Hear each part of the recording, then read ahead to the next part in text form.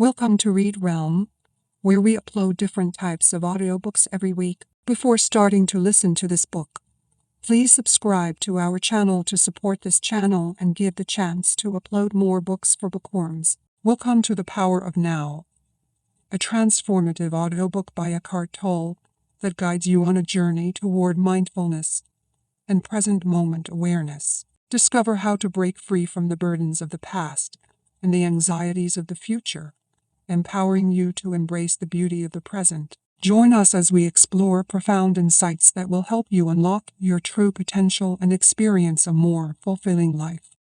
Introduction. The origin of this book. I have little use for the past and rarely think about it. However, I would briefly like to tell you how I came to be a spiritual teacher and how this book came into existence. Until my 30th year, I lived in a state of almost continuous anxiety interspersed with periods of suicidal depression. It feels now as if I am talking about some past lifetime or somebody else's life. One night not long after my 29th birthday, I woke up in the early hours with a feeling of absolute dread.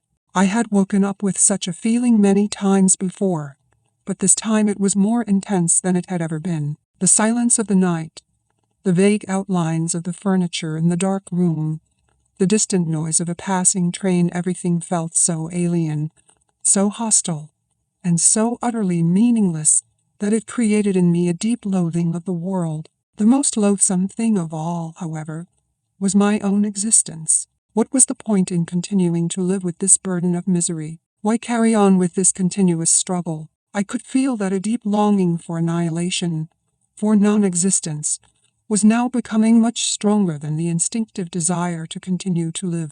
I cannot live with myself any longer. This was the thought that kept repeating itself in my mind. Then suddenly I became aware of what a peculiar thought it was. Am I one or two? If I cannot live with myself, there must be two of me, the T and the self that T cannot live with. Maybe, I thought, only one of them is real. I was so stunned by this strange realization that my mind stopped. I was fully conscious, but there were no more thoughts. Then I felt drawn into what seemed like a vortex of energy. It was a slow movement at first and then accelerated.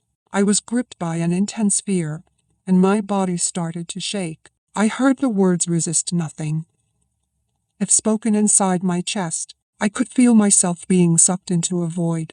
It felt as if the void was inside myself rather than outside. Suddenly, there was no more fear, and I let myself fall into that void. I have no recollection of what happened after that. I was awakened by the chirping of a bird outside the window. I had never heard such a sound before. My eyes were still closed, and I saw the image of a precious diamond. Yes, if a diamond could make a sound, this is what it would be like. I opened my eyes. The first light of dawn was filtering through the curtains. Without any thought I knew that there is infinitely more to light than we realize. That soft luminosity filtering through the curtains was love itself. Tears came into my eyes. I got up and walked around the room. I recognized the room, and yet I knew that I had never truly seen it before. Everything was fresh and pristine, as if it had just come into existence. I picked up things: a pencil, an empty bottle, marveling at the beauty and aliveness of it all. That day I walked around the city in utter amazement at the miracle of life on earth, as if I had just been born into this world. For the next 5 months, I lived in a state of uninterrupted deep peace and bliss. After that, it diminished somewhat in intensity, or perhaps it just seemed to because it became my natural state. I could still function in the world, although I realized that nothing I ever did could possibly add anything to what I already had.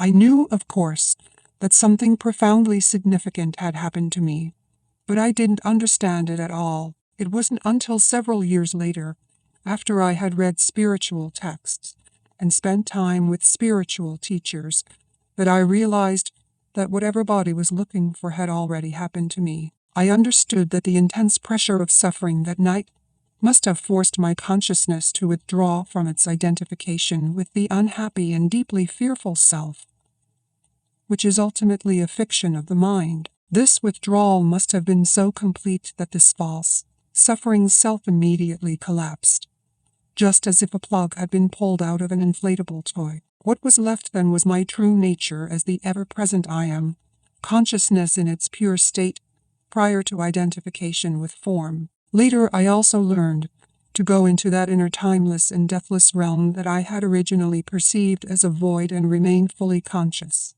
I dwelt in states of such indescribable bliss and sacredness that even the original experience I just described pales in comparison. A time came when, for a while, I was left with nothing on the physical plane. I had no relationships, no job, no home, no socially defined identity. I spent almost 2 years sitting on park benches in a state of the most intense joy. But even the most beautiful experiences come and go. More fundamental, perhaps, than any experience is the undercurrent of peace that has never left me since then. Sometimes it is very strong, almost palpable, and others can feel it too. At other times, it is somewhere in the background, like a distant melody. Later, people would occasionally come up to me and say, "I want what you have. Can you give it to me? Or show me how to get it?" And I would say, "You have it already. You just can't feel it because your mind is making too much noise." That answer later grew into the book that you are holding in your hands. Before I knew it, I had an external identity again. I had become a spiritual teacher. The truth that is within you. This book represents the essence of my work, as far as it can be conveyed in words, with individuals and small groups of spiritual seekers during the past 10 years, in Europe and in North America. In deep love and appreciation, I would like to thank those exceptional people for their courage, their willingness to embrace inner change, their challenging questions, and their readiness to listen. This book would not have come into existence without them. They belong to what is as yet a small but fortunately growing minority of spiritual pioneers, people who are reaching a point where they become capable of breaking out of inherited collective mind patterns that have kept humans in bondage to suffering for eons. I trust that this book will find its way to those who are ready for such radical inner transformation and so act as a catalyst for it. I also hope that it will reach many others who will find its content worthy of consideration, although they may not be ready to fully live or practice it. It is possible that at a later time, the seed that was sown when reading this book will merge with the seed of enlightenment that each human being carries within, and suddenly that seed will sprout and come alive within them. The book in its present form originated, often spontaneously, in response to questions asked by individuals in seminars, meditation classes, and private counseling sessions, and so I have kept the question and answer format. I learned and received as much in those classes and sessions as the questioners. Some of the questions and answers I wrote down almost verbatim. Others are generic, which is to say I combined certain types of questions that were frequently asked into one and extracted the essence from different answers to form one generic answer. Sometimes, in the process of writing, an entirely new answer came that was more profound or insightful than anything I had ever uttered. Some additional questions were asked by the editor so as to provide further clarification of certain points. You will find that from the first to the last page, the dialogues continuously alternate between two different levels. On one level, I draw your attention to what is false in you. I speak of the nature of human unconsciousness and dysfunction as well as its most common behavioral manifestations, from conflict in relationships to warfare between tribes or nations. Such knowledge is vital, for unless you learn to recognize the false as not you, there can be no lasting transformation, and you would always end up being drawn back into illusion and into some form of pain. On this level, I also show you how not to make that which is false in you into a self and into a personal problem, for that is how the false perpetuates itself. On another level, I speak of a profound transformation of human consciousness, not as a distant future possibility, but available now no matter who or where you are. You are shown how to free yourself from enslavement to the mind, enter into this enlightened state of consciousness, and sustain it in everyday life. On this level of the book, The words are not always concerned with information, but often designed to draw you into this new consciousness as you read. Again and again, I endeavor to take you with me into that timeless state of intense conscious presence in the now, so as to give you a taste of enlightenment. Until you are able to experience what I speak of, you may find those passages somewhat repetitive. As soon as you do, however, I believe you will realize that they contain a great deal of spiritual power, and they may become for you the most rewarding parts of the book. Moreover, since every person carries the seed of enlightenment within, I often address myself to the knower in you who dwells behind the thinker, the deeper self that immediately recognizes spiritual truth, resonates with it, and gains strength from it. The pause symbol after certain passages is a suggestion that you may want to stop reading for a moment, become still, and feel and experience the truth of what has just been said. There may be other places in the text where you will do this naturally and spontaneously. As you begin reading the book, the meaning of certain words, such as being or presence, may not be entirely clear to you at first. Just read on. Questions or objections may occasionally come into your mind as you read. They will probably be answered later in the book, or they may turn out to be irrelevant as you go more deeply into the teaching and into yourself. Don't read with the mind only. Watch out for any feeling response as you read and a sense of recognition from deep within. I cannot tell you any spiritual truth that deep within you don't know already. All I can do is remind you of what you have forgotten. Living knowledge, ancient and yet ever new, is then activated and released from within every cell of your body. The mind always wants to categorize and compare. This book will work better for you if you do not attempt to compare its terminology with that of other teachings. Otherwise, you will probably become confused. I use words such as mind, happiness, and consciousness in ways that do not necessarily correlate with other teachings. Don't get attached to any words. They are only stepping stones to be left behind as quickly as possible. When I occasionally quote the words of Jesus or the Buddha from A Course in Miracles or from other teachings, I do so not in order to compare, but to draw your attention to the fact that in essence there is and always has been only one spiritual teaching, although it comes in many forms. Some of these forms, such as the ancient religions, have become so overlaid with extraneous matter that their spiritual essence has become almost completely obscured by it. To a large extent, therefore, their deeper meaning is no longer recognized, and their transformative power lost. When I quote from the ancient religions or other teachings,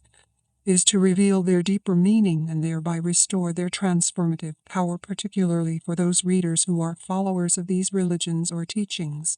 I say to them, there is no need to go elsewhere for the truth. Let me show you how to go more deeply into what you already have. Mostly, however, I have endeavored to use terminology that is as neutral as possible in order to reach a wide range of people. This book can be seen as a restatement for our time of that one timeless spiritual teaching, the essence of all religions. It is not derived from external sources, but from the one true source within, so it contains no theory or speculation. I speak from inner experience, and if at times I speak forcefully, it is to cut through heavy layers of mental resistance and to reach that place within you where you already know, just as I know, and where the truth is recognized when it is heard. There is then a feeling of exultation and heightened aliveness, as something within you says, yes, I know this is true.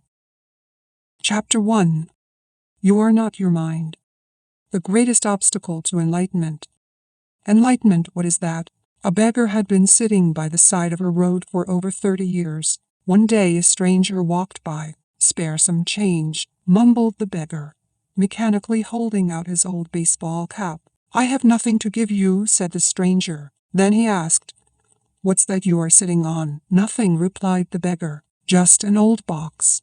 I have been sitting on it for as long as I can remember. Ever looked inside? Asked the stranger. No, said the beggar. What's the point? There's nothing in there. Have a look inside, insisted the stranger. The beggar managed to pry open the lid. With astonishment, disbelief, and elation, He saw that the box was filled with gold. I am that stranger who has nothing to give you and who is telling you to look inside, not inside any box, as in the parable, but somewhere even closer, inside yourself. But I am not a beggar.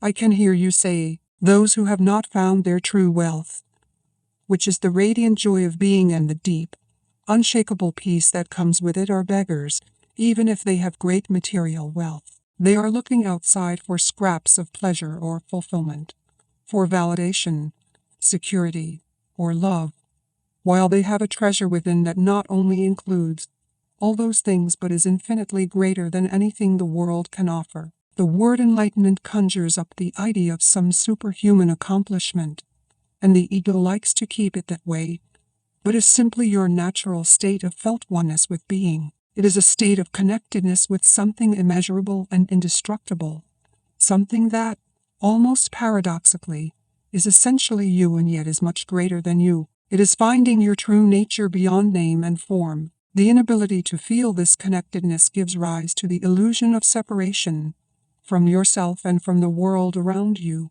You then perceive yourself, consciously or unconsciously, as an isolated fragment. Fear arises, and conflict within and without becomes the norm. I love the Buddha's simple definition of enlightenment as the end of suffering. There is nothing superhuman in that, is there? Of course, as a definition, it is incomplete. It only tells you what enlightenment is not, no suffering. But what's left when there is no more suffering? The Buddha is silent on that, and his silence implies that you'll have to find out for yourself. He uses a negative definition so that the mind cannot make it into something to believe in or into a superhuman accomplishment, a goal that is impossible for you to attain. Despite this precaution, the majority of Buddhists still believe that enlightenment is for the Buddha, not for them, at least not in this lifetime. You used the word being. Can you explain what you mean by that?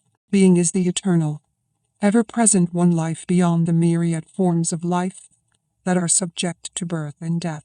However, being is not only beyond but also deep within every form as its innermost invisible and indestructible essence. This means that it is accessible to you now as your own deepest self, your true nature. But don't seek to grasp it with your mind. Don't try to understand it. You can know it only when the mind is still, when you are present, when your attention is fully and intensely in the now.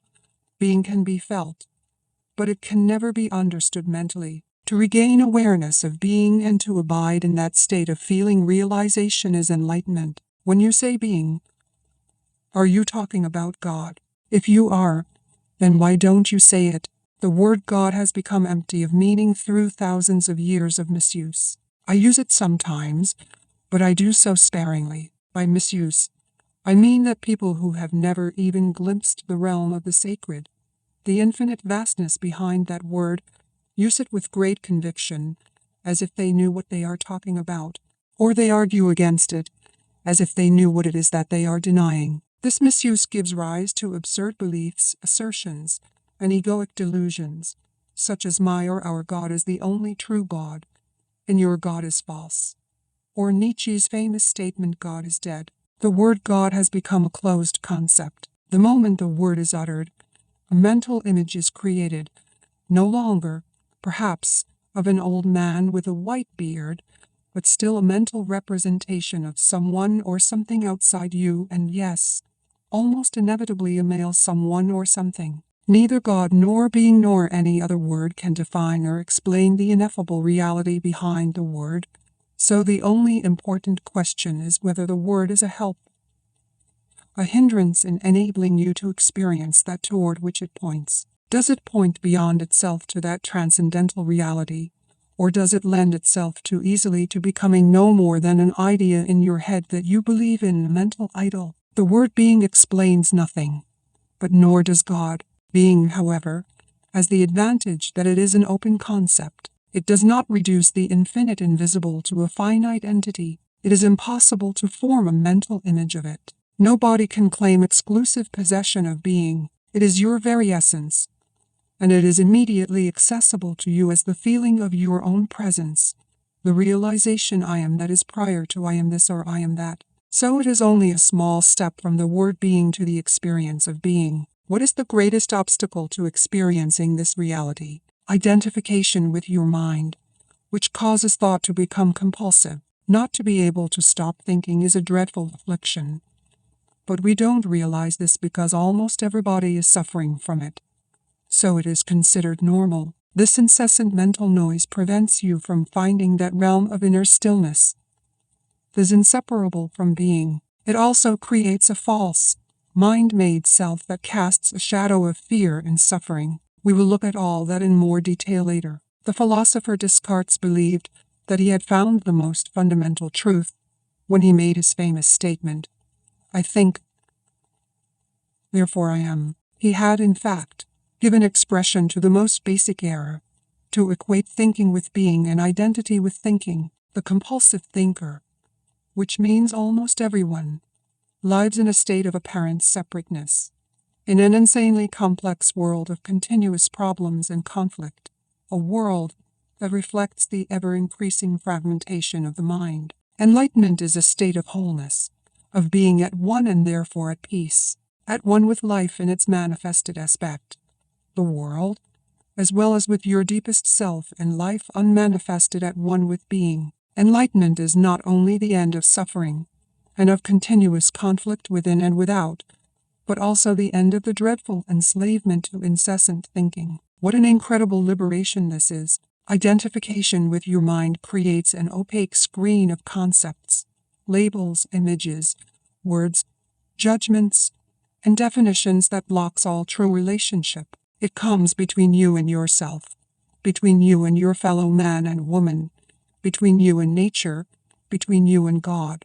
It is this screen of thought that creates the illusion of separateness, the illusion that there is you and a totally separate other. You then forget the essential fact that, underneath the level of physical appearances and separate forms, you are one with all that is. By forget, I mean that you can no longer feel this oneness as self-evident reality. You may believe it to be true, but you no longer know it to be true. A belief may be comforting. Only through your own experience, however, does it become liberating. Thinking has become a disease. Disease happens when things get out of balance. For example, there is nothing wrong with cells dividing and multiplying in the body, but when this process continues in disregard of the total organism, cells proliferate and we have disease. Note, the mind is a superb instrument if used rightly. Used wrongly, however, it becomes very destructive. To put it more accurately, it is not so much that you use your mind wrongly, you usually don't use it at all. It uses you. This is the disease. You believe that you are your mind. This is the delusion. The instrument has taken you over. I don't quite agree. It is true that I do a lot of aimless thinking. Like most people, I can still choose to use my mind to get and accomplish things, and I do that all the time. Just because you can solve a crossword puzzle or build an atom bomb doesn't mean that you use your mind. Just as dogs love to chew bones, the mind loves to get its teeth into problems. That's why it does crossword puzzles and builds atom bombs. You have no interest in either. Let me ask you this. Can you be free of your mind whenever you want to? Have you found the off button? You mean stop thinking altogether? No, I can't. Except maybe for a moment or two. Then the mind is using you. You are unconsciously identified with it. So you'd even know that you are its slave. It's almost as if you were possessed without knowing it. And so you take the possessing entity to be yourself. The beginning of freedom is the realization that you are not the possessing entity, the thinker. Knowing this enables you to observe the entity. The moment you start watching the thinker, a higher level of consciousness becomes activated. You then begin to realize that there is a vast realm of intelligence beyond thought, that thought is only a tiny aspect of that intelligence. You also realize that all the things that truly matter, beauty, love, creativity, joy, inner peace, arise from beyond the mind. You begin to awaken, freeing yourself from your mind. What exactly do you mean by watching the thinker? When someone goes to the doctor and says, "I hear a voice in my head," he or she will most likely be sent to a psychiatrist. The fact is that in a very similar way, virtually everyone hears a voice, or several voices, in their head all the time. The involuntary thought processes that you don't realize you have the power to stop. Continuous monologues or dialogues. You have probably come across met people in the street incessantly talking or muttering to themselves. Well, that's not much different from what you and all other normal people do, except that you don't do it out loud. The voice comments, speculates, judges, compares, complains, likes, dislikes, and so on. The voice isn't necessarily relevant to the situation you find yourself in at the time. It may be reviving the recent or distant past or rehearsing or imagining possible future situations. Here it often imagines things going wrong and negative outcomes. This is called worry. Sometimes this soundtrack is accompanied by visual images or mental movies. Even if the voice is relevant to the situation at hand, it will interpret it in terms of the past. This is because the voice belongs to your conditioned mind, which is the result of all your past history as well as of the collective cultural mindset you inherited. So you see and judge the present through the eyes of the past and get a totally distorted view of it.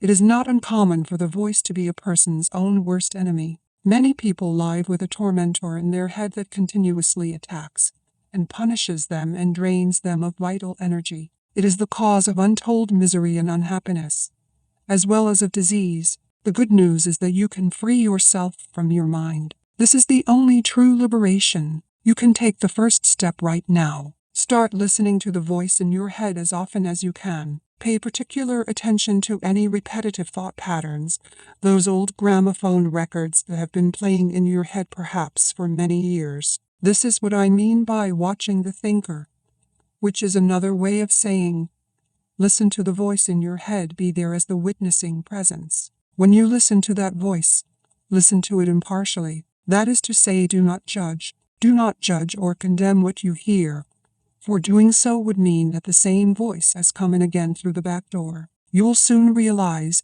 there is the voice, and here I am listening to it, watching it. This I am realization, the sense of your own presence, is not a thought. It arises from beyond the mind. So when you listen to a thought, you are aware not only of the thought but also of yourself as the witness of the thought. A new dimension of consciousness has come in. As you listen to the thought, you feel a conscious presence, your deeper self behind or underneath the thought, as it were. The thought then loses its power over you and quickly subsides, because you are no longer energizing the mind through identification with it. This is the beginning of the end of involuntary and compulsive thinking. When a thought subsides, you experience a discontinuity in the mental stream, a gap of no mind. At first, the gaps will be short, a few seconds perhaps, but gradually they will become longer. When these gaps occur, you feel a certain stillness and peace inside you. This is the beginning of your natural state of felt oneness with being, which is usually obscured by the mind. With practice, the sense of stillness and peace will deepen. In fact, there is no end to its depth. You will also feel a subtle emanation of joy rising from deep within, the joy of being. It is not a trance-like state, not at all. There is no loss of consciousness here. The opposite is the case. If the price of peace were a lowering of your consciousness, and the price of stillness a lack of vitality and alertness, then they would not be worth having. In this state of interconnectedness, you are much more alert, more awake than in the mind-identified state. You are fully present. It also raises the vibrational frequency of the energy field that gives life to the physical body. As you go more deeply into this realm of no mind, as it is sometimes called in the East, you realize the state of pure consciousness. In that state, you feel your own presence with such intensity and such joy that all thinking, all emotions, your physical body, as well as the whole external world become relatively insignificant in comparison to it. And yet this is not a selfish, but a selfless state. It takes you beyond what you previously thought of as yourself. That presence is essentially you and at the same time inconceivably greater than you. Inconceivably greater than you and at the essentially you and the same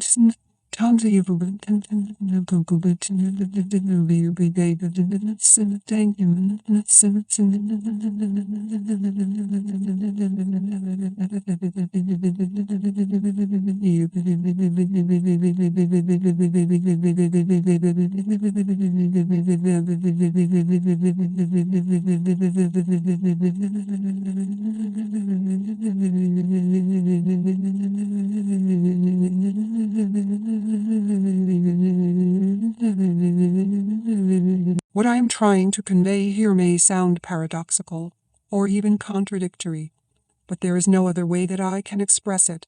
Instead of watching the thinker, you can also create a gap in the mind stream simply by directing the focus of your attention into the now. Just become intensely conscious of the present moment. This is a deeply satisfying thing to do. In this way, you draw consciousness away from mind activity and create a gap of no mind in which you are highly alert and aware but not thinking. This is the essence of meditation. In your everyday life, you can practice this by taking any routine activity that normally is only a means to an end and giving it your fullest attention, so that it becomes an end in itself. For example, every time you walk up and down the stairs in your house or place of work, pay close attention to every step, every movement, even your breathing. Be totally present. Or when you wash your hands, pay attention to all the sense perceptions associated with the activity, the sound and feel of the water, the movement of your hands, the scent of the soap, and so on. Or when you get into your car, after you close the door, pause for a few seconds and observe the flow of your breath. Become aware of a silent but powerful sense of presence. There is one certain criterion by which you can measure your success in this practice: the degree of peace that you feel within. So the single most vital step on your journey toward enlightenment is this: learn to disidentify from your mind. Every time you create a gap in the stream of mind, the light of your consciousness grows stronger. One day you may catch yourself smiling at the voice in your head as you would smile at the antics of a child. This means that you no longer take the content of your mind all that seriously. Your sense of self does not depend on it. Enlightenment, rising above thought, isn't thinking essential in order to survive in this world. Your mind is an instrument, a tool. It is there to be used for a specific task. And when the task is completed, you lay it down. As it is, I would say about 80 to 90% of most people's thinking is not only repetitive and useless, but because of its dysfunctional and often negative nature, much of it is also harmful. Observe your mind and you will find this to be true. It causes a serious leakage of vital energy. This kind of compulsive thinking is actually an addiction. What characterizes an addiction? Quite simply this: you no longer feel that you have the choice to stop. It seems stronger than you. It also gives you a false sense of pleasure that invariably turns into pain. Why should we be addicted to thinking? Because you are identified with it, which means that you derive your sense of self from the content and activity of your mind. Because you believe that you would cease to be if you stopped thinking. As you grow up, you form a mental image of who you are, based on your personal and cultural conditioning. We may call this phantom self the ego. It consists of mind activity and can only be kept going through constant thinking. The term ego means different things to different people, but when I use it here it means a false self, created by unconscious identification with the mind. To the ego, the present moment hardly exists. Only past and future are considered important. This total reversal of the truth accounts for the fact that in ego mode the mind is so dysfunctional. It is always concerned with keeping the past alive, because without it who are you? It constantly projects itself into the future to ensure its continued survival and to seek some kind of release or fulfillment there. It says, one day, when this, that or the other happens, I am going to be okay, happy at peace. Even when the ego seems to be concerned with the present, it is not the present that it sees. It misperceives it completely because it looks at it through the eyes of the past, or it reduces the present to a means to an end. An end always lies in the mind-projected future. Observe your mind and you will see that this is how it works. The present moment holds the key to liberation, but you cannot find the present moment as long as you are your mind. I don't want to lose my ability to analyze and discriminate. I wouldn't mind learning to think more clearly, in a more focused way. I don't want to lose my mind. The gift of thought is the most precious thing we have. Without it, we would just be another species of animal. The predominance of mind is no more than a stage in the evolution of consciousness. We need to go on to the next stage now as a matter of urgency. Otherwise, we will be destroyed by the mind, which has grown into a monster. I will talk about this in more detail later. Thinking and consciousness are not synonymous. Thinking is only a small aspect of consciousness. Thought cannot exist without consciousness, but consciousness does not need thought. Enlightenment means rising above thought, not falling back to a level below thought, the level of an animal or a plant. In the enlightened state, you still use your thinking mind when needed, but a much more focused and effective way than before. You use it mostly for practical purposes, but you are free of the involuntary internal dialogue, and there is inner stillness. When you do use your mind, and particularly when a creative solution is needed, you oscillate every few minutes or so between thought and stillness, between mind and no mind. No mind is consciousness without thought.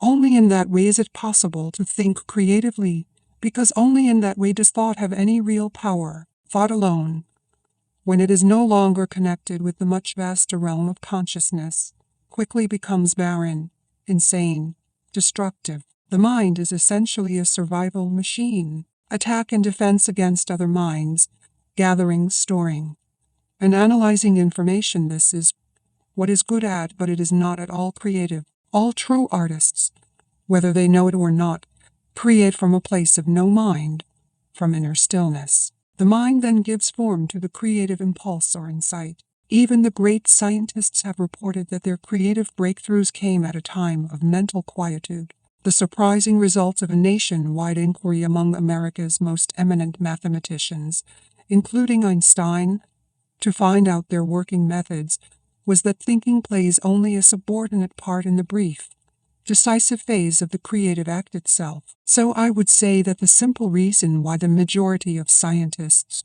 are not creative is not because they don't know how to think, but because they don't know how to stop thinking. It wasn't through the mind, through thinking, that the miracle that is life on earth or your body were created and are being sustained. There is clearly an intelligence at work that is far greater than the mind. How can a single human cell measuring 1/1000 of an inch across contain instructions within its DNA that would fill 1,000 books of 600 pages each? The more we learn about the workings of the body, the more we realize just how vast is the intelligence at work within it and how little we know. When the mind reconnects with that, it becomes a most wonderful tool. It then serves something greater than itself. Emotion, the body's reaction to your mind. What about emotions? I get caught up in my emotions more than I do in my mind. Mind, in the way I use the word, is not just thought. It includes your emotions as well as all unconscious, mental, emotional, reactive patterns. Emotion arises at the place where mind and body meet.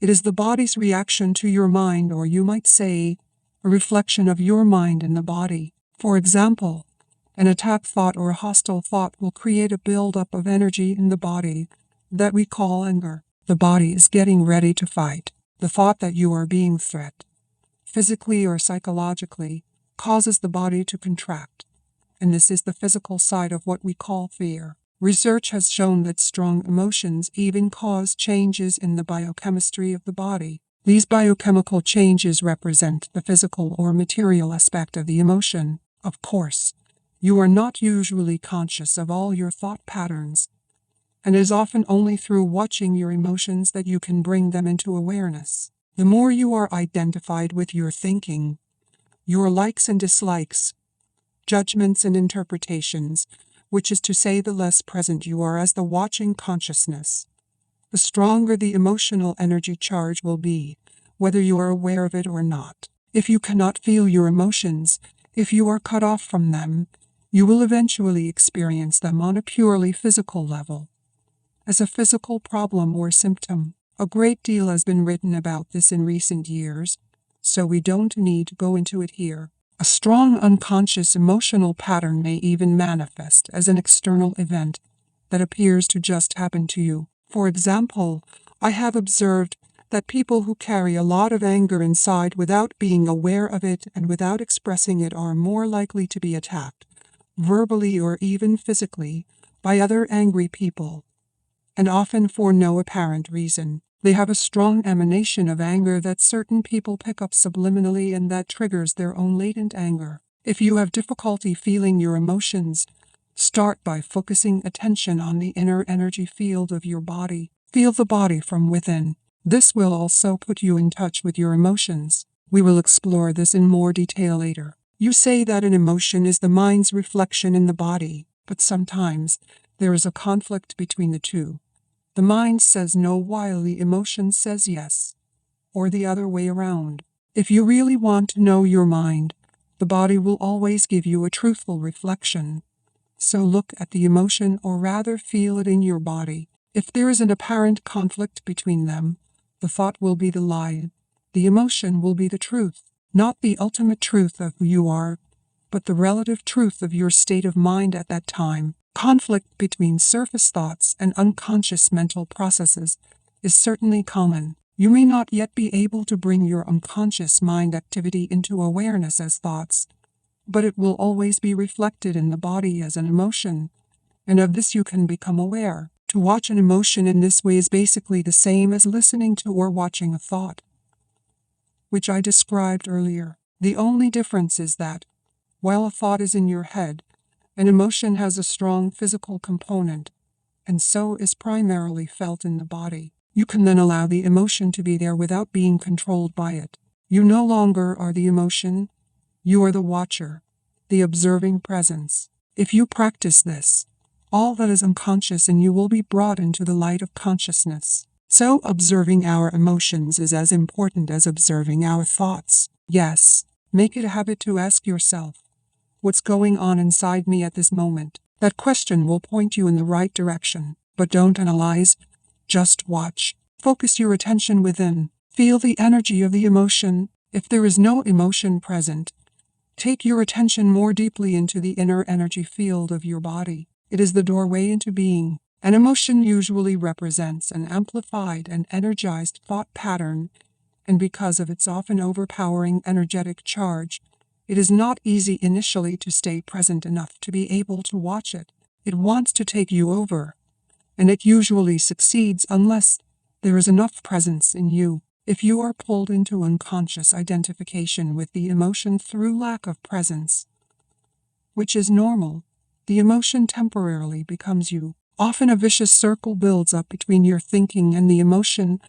They feed each other. The thought pattern creates a magnified reflection of itself in the form of an emotion, and the vibrational frequency of the emotion keeps feeding the original thought pattern. By dwelling mentally on the situation, event, or person that is the perceived cause of the emotion, the thought feeds energy to the emotion, which in turn energizes the thought pattern, and so on. Basically, all emotions are modifications of one primordial, undifferentiated emotion that has its origin in the loss of awareness of who you are beyond name and form. Because of its undifferentiated nature, it is hard to find a name that precisely describes this emotion. Fear comes close, but apart from a continuous sense of threat, it also includes a deep sense of abandonment and incompleteness. It may be best to use a term that is as undifferentiated as that basic emotion and simply call it pain. One of the main tasks of the mind is to fight or remove that emotional pain, which is one of the reasons for its incessant activity, but all it can ever achieve is to cover it up temporarily. In fact, the harder the mind struggles to get rid of the pain, the greater the pain. The mind can never find the solution, nor can it afford to allow you to find the solution, because it is itself an intrinsic part of the problem. Imagine a chief of police trying to find an arsonist, when the arsonist is the chief of police. You will not be free of that pain until you cease to derive your sense of self from identification with the mind, which is to say from ego. The mind is then toppled from its place of power and being reveals itself as your true nature. Yes, I know what you are going to ask. I was going to ask, what about positive emotions, such as love and joy? They are inseparable from your natural state of interconnectedness with being. Glimpses of love and joy or brief moments of deep peace are possible whenever a gap occurs in the stream of thought. For most people, such gaps happen rarely and only accidentally, in moments when the mind is rendered speechless, sometimes triggered by great beauty, extreme physical exertion, or even great danger. Suddenly, there is inner stillness, and within that stillness there is a subtle but intense joy. There is love, there is peace. Usually, such moments are short-lived, as the mind quickly resumes its noise-making activity that we call thinking. Love, joy, and peace cannot flourish until you have freed yourself from mind dominance. But they are not what I would call emotions. They lie beyond the emotions, on a much deeper level. So you need to become fully conscious of your emotions and be able to feel them before you can feel that which lies beyond them. Emotion literally means disturbance. The word comes from the Latin mover, meaning to disturb. Love, joy, and peace are deep states of being, or rather 3 aspects of the state of interconnectedness with being. As such, they have no opposite. This is because they arise from beyond the mind. Emotions, on the other hand, being part of the dualistic mind, are subject to the law of opposites. This simply means that you cannot have good without bad.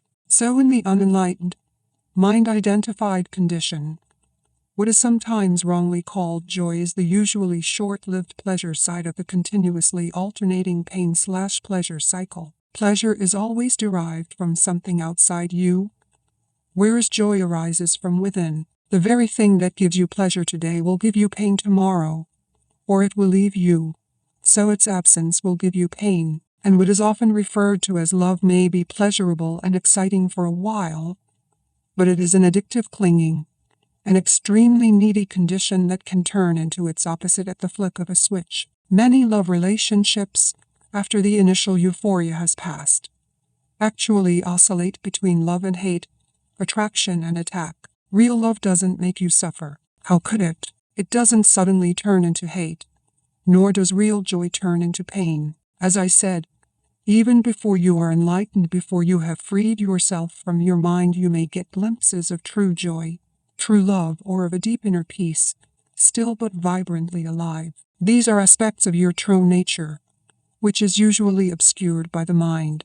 Even within a normal addictive relationship, there can be moments when the presence of something more genuine, something incorruptible, can be felt, but they will only be glimpses, soon to be covered up again through mind interference. It may then seem that you had something very precious and lost it, or your mind may convince you that it was all an illusion anyway. The truth is that it wasn't an illusion, and you cannot lose it. It is part of your natural state, which can be obscured but can never be destroyed by the mind. Even when the sky is heavily overcast, the sun hasn't disappeared. It's still there on the other side of the clouds. The Buddha says that pain or suffering arises through desire or craving, and that, to be free of pain, we need to cut the bonds of desire. All cravings are the mind seeking salvation or fulfillment in external things and in the future as a substitute for the joy of being. As long as I am my mind, I am those cravings, those needs, wants, attachments, and aversions, and apart from them there is no I except as a mere possibility, an unfulfilled potential, a seed that has not yet sprouted. In that state, even my desire to become free or enlightened is just another craving for fulfillment or completion in the future. So don't seek to become free of desire or achieve enlightenment. Become present. Be there as the observer of the mind. Instead of quoting the Buddha, be the Buddha, be the awakened one, which is what the word Buddha means. Humans have been in the grip of pain for eons, ever since they fell from the state of grace, entered the realm of time and mind, and lost awareness of being. At that point, they started to perceive themselves as meaningless fragments in an alien universe, unconnected to the source and to each other. Pain is inevitable as long as you are identified with your mind, which is to say as long as you are unconscious, spiritually speaking. I am talking here primarily of emotional pain, which is also the main cause of physical pain and physical disease. Resentment, hatred, self-pity, guilt, anger, depression, jealousy, and so on, even the slightest irritation, are all forms of pain, and every pleasure or emotional high contains within itself the seed of pain, its inseparable opposite, which will manifest in time. Anybody who has ever taken drugs to get high will know that the high eventually turns into a low, that the pleasure turns into some form of pain. Many people also know from their own experience how easily and quickly an intimate relationship can turn from a source of pleasure to a source of pain. Seen from a higher perspective, both the negative and the positive polarities are faces of the same coin, are both part of the underlying pain that is inseparable from the mind-identified egoic state of consciousness. There are two levels to your pain: the pain that you create now, and the pain from the past that still lives on in your mind and body. Ceasing to create pain in the present and dissolving past pain, this is what I want to talk about now. Chapter 2. Consciousness. The way out of pain. Create no more pain in the present. Nobody's life is entirely free of pain and sorrow. Isn't it a question of learning to live with them rather than trying to avoid them? The greater part of human pain is unnecessary. It is self-created as long as the unobserved mind runs your life. The pain that you create now is always some form of non-acceptance, some form of unconscious resistance to what is. On the level of thought, the resistance is some form of judgment. On the emotional level, it is some form of negativity. The intensity of the pain depends on the degree of resistance to the present moment, and this in turn depends on how strongly you are identified with your mind. The mind always seeks to deny the now and to escape from it. In other words, the more you are identified with your mind, the more you suffer. Or you may put it like this: the more you are able to honor and accept the now, the more you are free of pain, of suffering, and free of the egoic mind. Why does the mind habitually deny or resist the now? Because it cannot function and remain in control without time, which is past and future, so it perceives the timeless now as threatening. Time and mind are in fact inseparable. Imagine the earth devoid of human life, inhabited only by plants and animals. Would it still have a past and a future? Could we still speak of time in any meaningful way? The question, what time is it, or what's the date today, if anybody were there to ask it, would be quite meaningless. The oak tree or the eagle would be bemused by such a question. What time? They would ask. Well, of course, it's now. The time is now. What else is there? Yes, we need the mind as well as time to function in this world, but there comes a point where they take over our lives, and this is where dysfunction, pain, and sorrow set in. The mind, to ensure that it remains in control, seeks continuously to cover up the present moment with past and future, and so, as the vitality and infinite creative potential of being, which is inseparable from the now, becomes covered up by time, your true nature becomes obscured by the mind. An increasingly heavy burden of time has been accumulating in the human mind. All individuals are suffering under this burden, but they also keep adding to it every moment, whenever they ignore or deny that precious moment, or reduce it to a means of getting to some future moment, which only exists in the mind, never in actuality. The accumulation of time in the collective and individual human mind also holds a vast amount of residual pain from the past. If you no longer want to create pain for yourself and others, if you no longer want to add to the residue of past pain that still lives on in you, then don't create any more time, or at least no more than is necessary to deal with the practical aspects of your life. How to stop creating time. Realize deeply that the present moment is all you ever have. Make the now the primary focus of your life, whereas before you dwelt in time and paid brief visits to the now. Have your dwelling place in the now and pay brief visits to past and future when required. to deal with the practical aspects of your life situation. Always say yes to the present moment. What could be more futile, more insane, than to create inner resistance to something that already is? What could be more insane than to oppose life itself, which is now and always now? Surrender to what is. Say yes to life and see how life suddenly starts working for you rather than against you. The present moment is sometimes unacceptable, unpleasant, or awful. It is as it is. Observe how the mind labels it and how this labeling process, this continuous sitting in judgment, creates pain and unhappiness. By watching the mechanics of the mind, you step out of its resistance patterns, and you can then allow the present moment to be. This will give you a taste of the state of inner freedom from external conditions, the state of true inner peace. Then see what happens, and take action if necessary or possible. Accept, then act. Whatever the present moment contains, accept it as if you had chosen it. Always work with it, not against it. Make it your friend and ally, not your enemy. This will miraculously transform your whole life.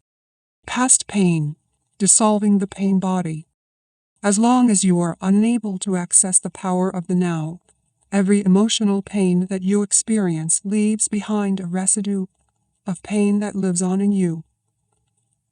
Every emotional you experience, you are unable to access the power of the dawn in the new, the red doing the flag, the little tube of you can you dead, live the blue, live the blue, live the blue, live the your eye could be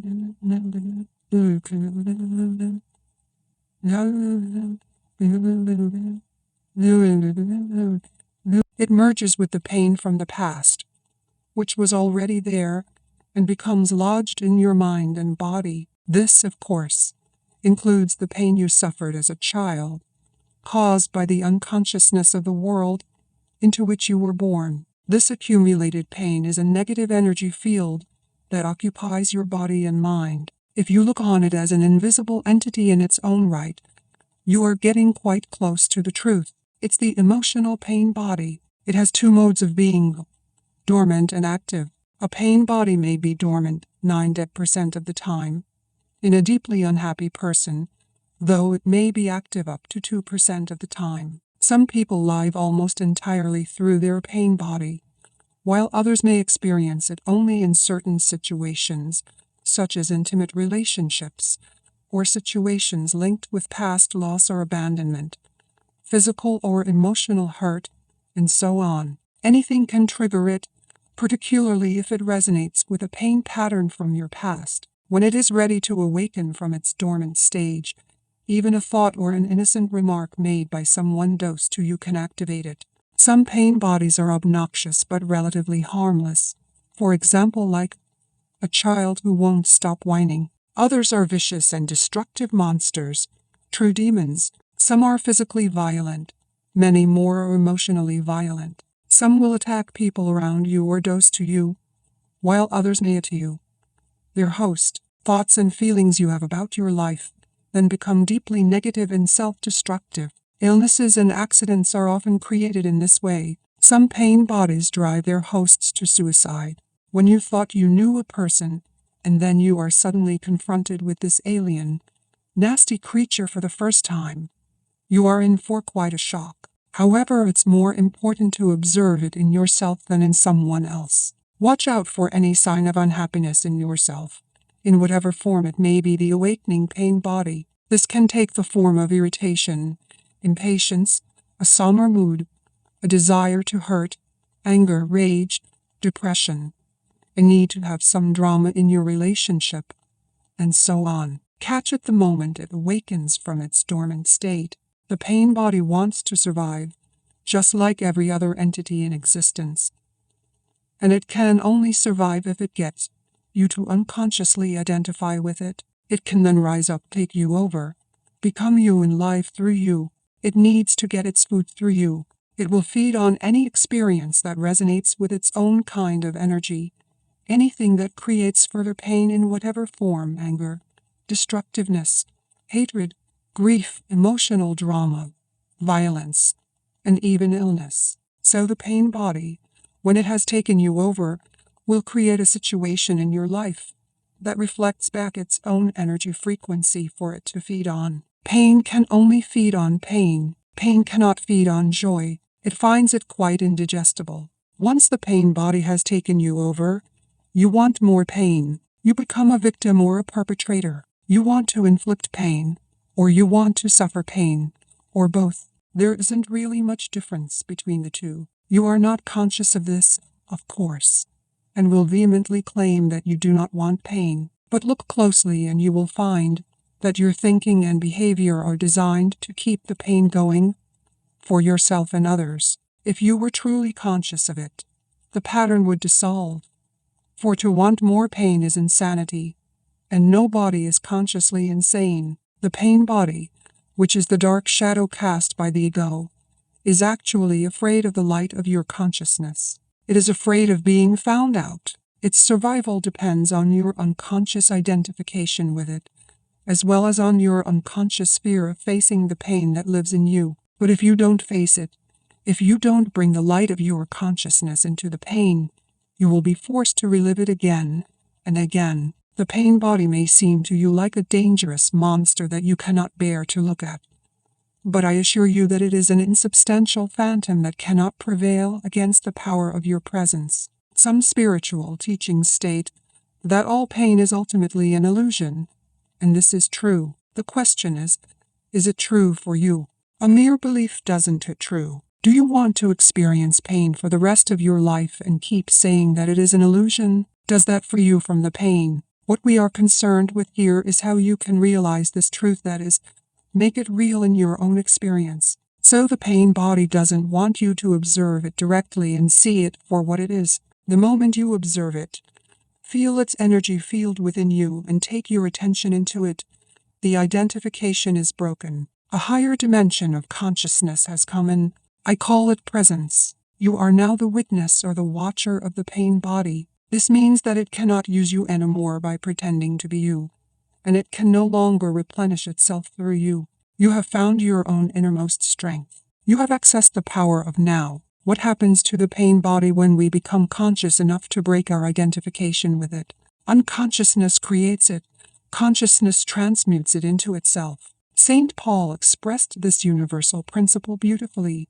Everything is shown up by being exposed to the light, and whatever is exposed to the light itself becomes light. Just as you cannot fight the darkness, you cannot fight the pain body. Trying to do so would create inner conflict and thus further pain. Watching it is enough. Watching it implies accepting it as part of what is at that moment. The pain body consists of trapped life energy that has split off from your total energy field and has temporarily become autonomous through the unnatural process of mind identification. It has turned in on itself and become anti-life, like an animal trying to devour its own tail. Why do you think our civilization has become so life-destructive? But even the life-destructive forces are still of energy. When you start to disidentify and become the watcher, the pain body will continue to operate for a while and will try to trick you into identifying with it again. Although you are no longer energizing it through your identification,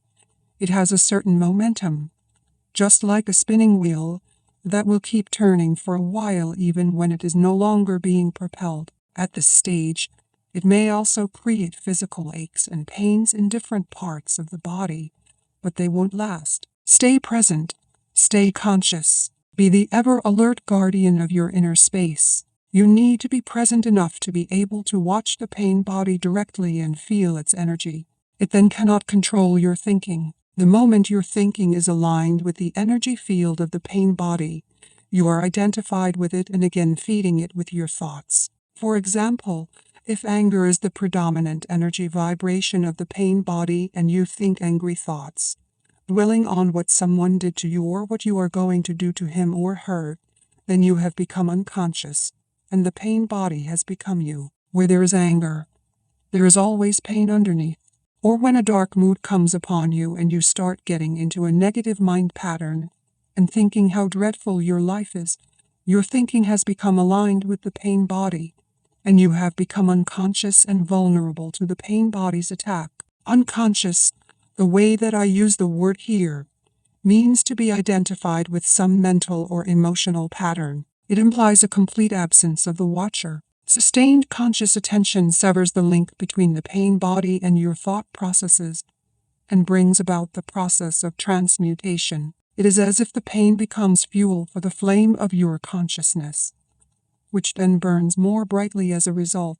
This is the esoteric meaning of the ancient art of alchemy, the transmutation of base metal into gold, of suffering into consciousness. The split within is healed, and you become whole again. Your responsibility, then, is not to create further pain. Let me summarize the process. Focus attention on the feeling inside you. Know that it is the pain body.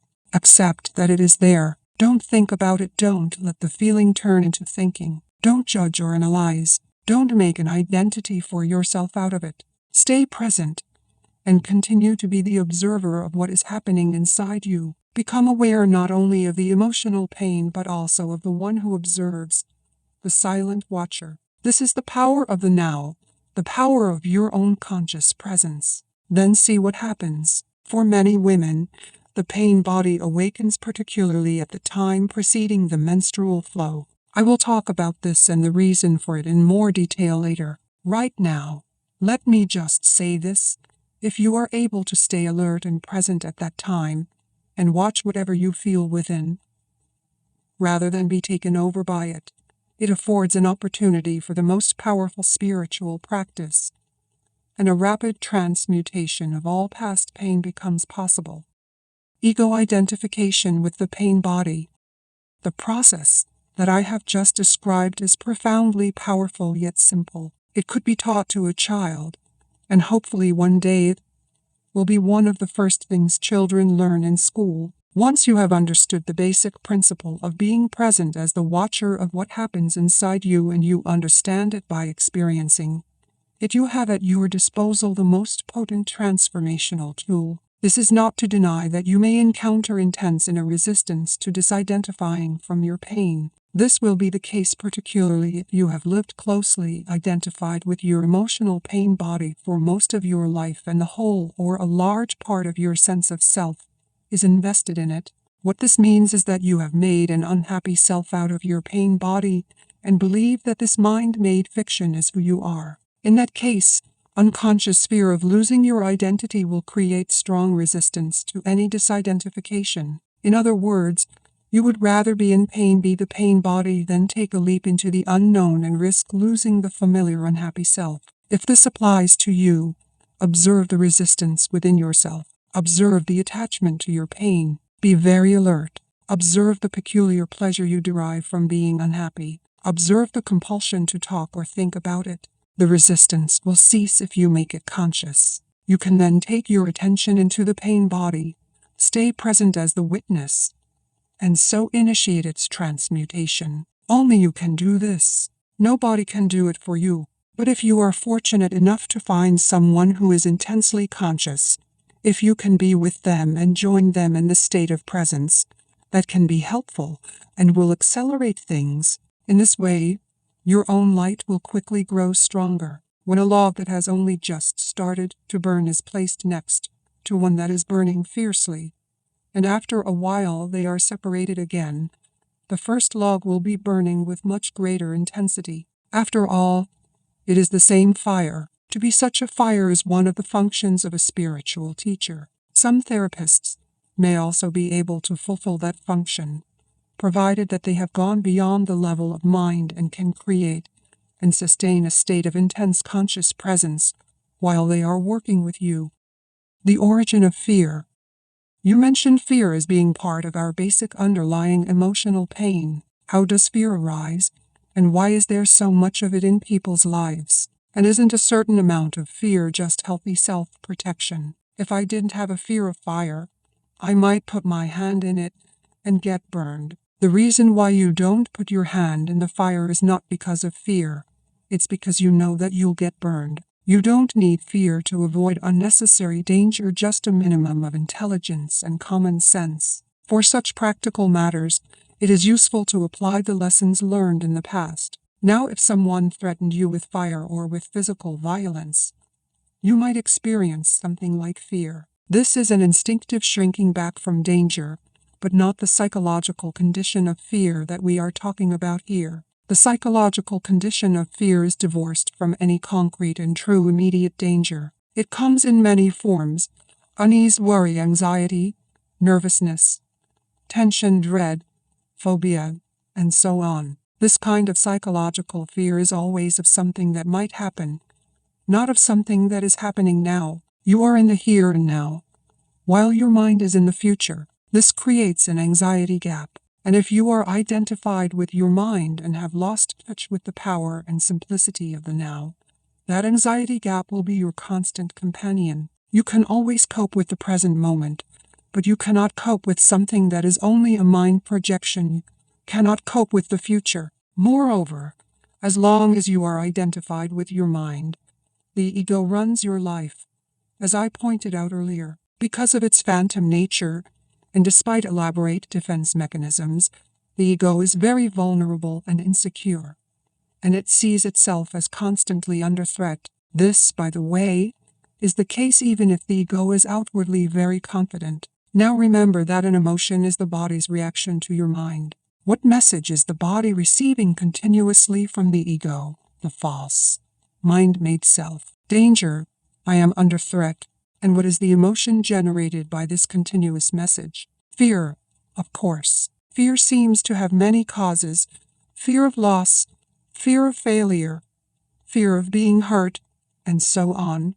But ultimately all fear is the ego's fear of death, of annihilation. To the ego, death is always just around the corner. In this mind-identified state, fear of death affects every aspect of your life. For example, even such a seemingly trivial and normal thing as the compulsive need to be right in an argument and make the other person wrong. Defending the mental position with which you have identified is due to the fear of death. If you identify with a mental position, then if you are wrong, your mind-based sense of self is seriously threatened with annihilation. So you as the ego cannot afford to be wrong. To be wrong is to die. Wars have been fought over this, and countless relationships have broken down. Once you have disidentified from your mind, whether you are right or wrong makes no difference to your sense of self at all.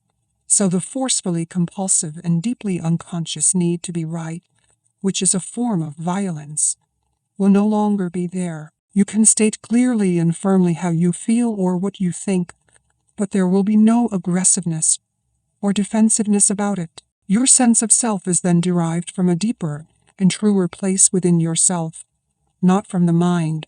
Watch out for any kind of defensiveness within yourself. What are you defending? An illusory identity, an image in your mind, a fictitious entity. By making this pattern conscious, by witnessing it, you disidentify from it. In the light of your consciousness, the unconscious pattern will then quickly dissolve. This is the end of all arguments and power games, which are so corrosive to relationships. Power over others is weakness disguised as strength. True power is within, and is available to you now. So anyone who is identified with their mind and, therefore, disconnected from their true power, their deeper self rooted in being, will have fear as their constant companion. The number of people who have gone beyond mind is as yet extremely small. So you can assume that virtually everyone you meet or know lives in a state of fear. Only the intensity of it varies. It fluctuates between anxiety and dread at one end of the scale and a vague unease and distant sense of threat at the other. Most people become conscious of it only when it takes on one of its more acute forms: the ego's search for wholeness. Another aspect of the emotional pain that is an intrinsic part of the egoic mind is a deep-seated sense of lack or incompleteness, of not being whole. In some people, this is conscious, in others unconscious. If it is conscious, it manifests as the unsettling and constant feeling of not being worthy or good enough.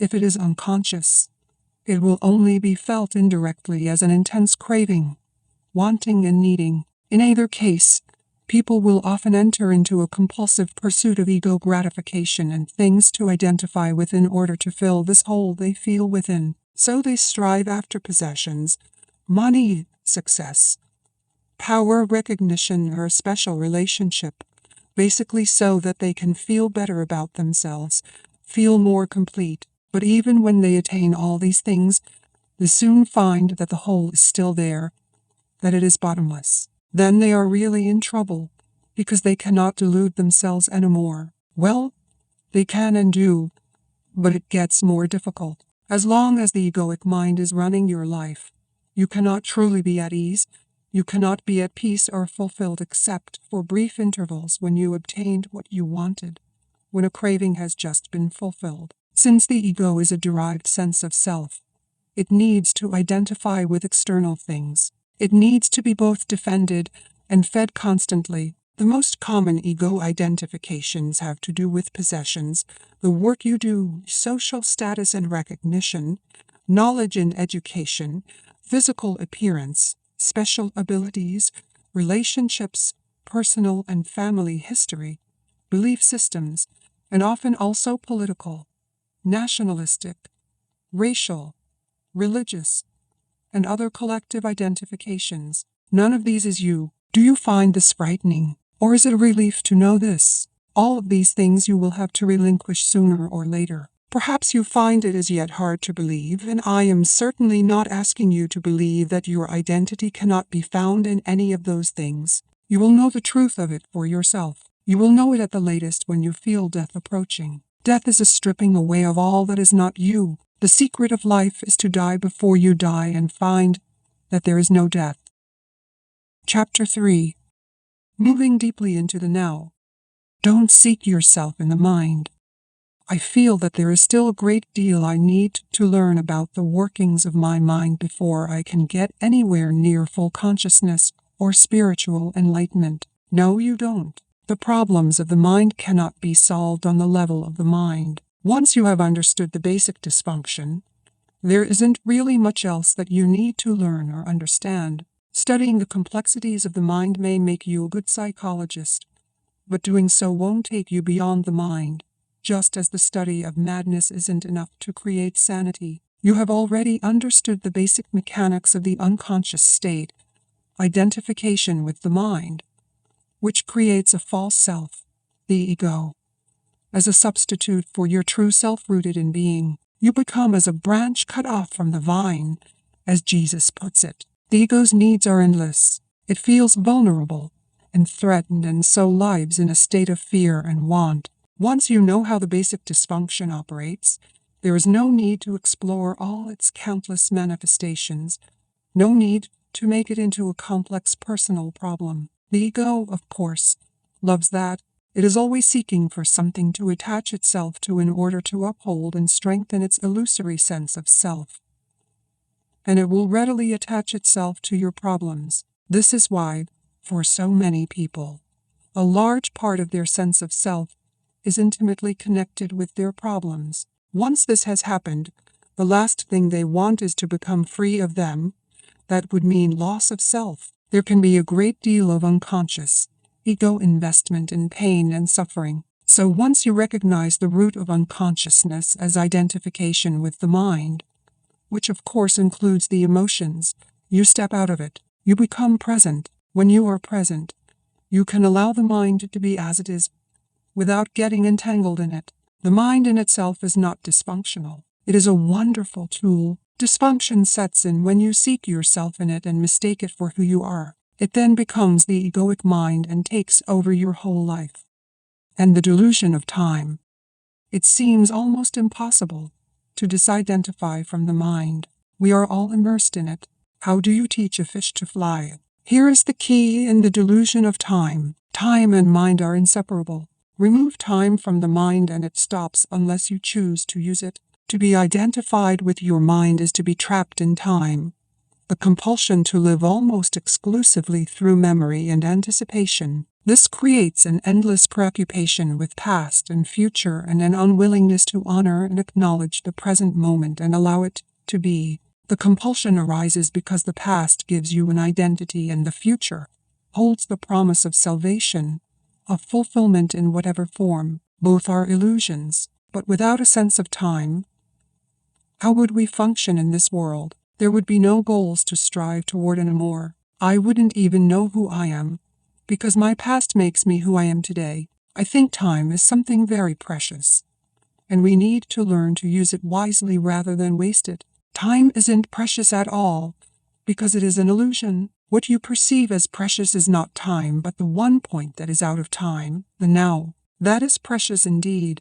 The more you are focused on time past and future, and the more you miss the now, the most precious thing there is. Why is it the most precious thing? Firstly, because it is the only thing. It's all there is. The eternal present is the space within which your whole life unfolds. The one factor that remains constant. Life is now. There was never a time when your life was not now, nor will there ever be. Secondly, the now is the only point that can take you beyond the limited confines of the mind. It is your only point of access into the timeless and formless realm of being. Nothing exists outside the now. Aren't past and future just as real, sometimes even more real, than the present? After all, the past determines who we are, as well as how we perceive and behave in the present, and our future goals determine which actions we take in the present. You haven't yet grasped the essence of what I am saying because you are trying to understand it mentally. The mind cannot understand this. Only you can. Please just listen. Have you ever experienced, done, thought, or felt anything outside the now? Do you think you ever will? Is it possible for anything to happen or be outside the now? The answer is obvious, is it not? Nothing ever happened in the past. It happened in the now. Nothing will ever happen in the future. It will happen in the now. What you think of as the past is a memory trace stored in the mind of a former now. When you remember the past, you reactivate a memory trace, and you do so now. The future is an imagined now, a rejection of the mind. When the future comes, it comes as the now. When you think about the future, you do it now. Past and future obviously have no reality of their own, just as the moon has no light of its own, but can only reflect the light of the sun. So are past and future only pale reflections of the light, power, reality of the eternal present. Their reality is borrowed from the now. The essence of what I am saying here cannot be understood by the mind.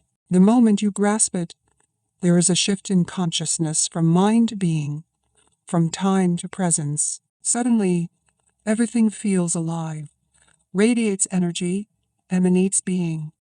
The key to the spiritual dimension. In life-threatening emergency situations, the shift in consciousness from time to presence sometimes happens naturally. The personality that has a past and a future momentarily recedes and is replaced by an intense conscious presence. Very still but very alert at the same time. Whatever response is needed then arises out of that state of consciousness. The reason why some people love to engage in dangerous activities, such as mountain climbing, car racing, and so on, although they may not be aware of it, is that it forces them into the now, that intensely alive state that is free of time, free of problems, free of thinking, free of the burden of the personality. Slipping away from the present moment even for a second may mean death. Unfortunately, they come to depend on a particular activity to be in that state, but you don't need to climb the north face of the Eiger. You can enter that state now. Since ancient times, spiritual masters of all traditions have pointed to the now as the key to the spiritual dimension. Despite this, it seems to have remained a secret. It is certainly not taught in churches and temples. If you go to a church, you may hear readings from the Gospels, such as "Take no thought for the morrow shall take thought for the things of itself," or "Nobody who puts his hands to the plow and looks back is fit for the kingdom of God." Or you might hear the passage about the beautiful flowers that are not anxious about tomorrow but live with ease in the timeless now and are provided for abundantly by God.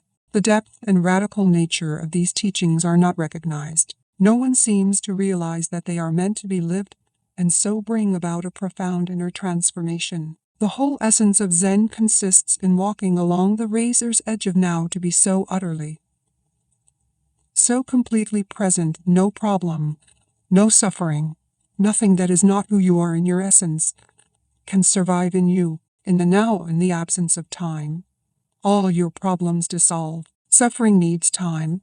It cannot survive in the now. The great Zen master Rinzai, in order to take his students' attention away from time, would often raise his finger and slowly ask, "What at this moment is lacking?" A powerful question that does not require an answer on the level of the mind. It is designed to take your attention deeply into the now. A similar question in the Zen tradition is this: if not now, when? The now is also central to the teaching of Sufism, the mystical branch of Islam. Sufis have a saying, "The Sufi is the son of time present," and Rumi, the great poet and teacher of Sufism, declares, "Past and future veil God from our sight.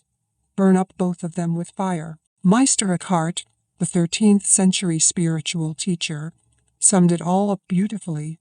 Time is what keeps the light from reaching us. There is no greater obstacle to God than time. Accessing the power of the now.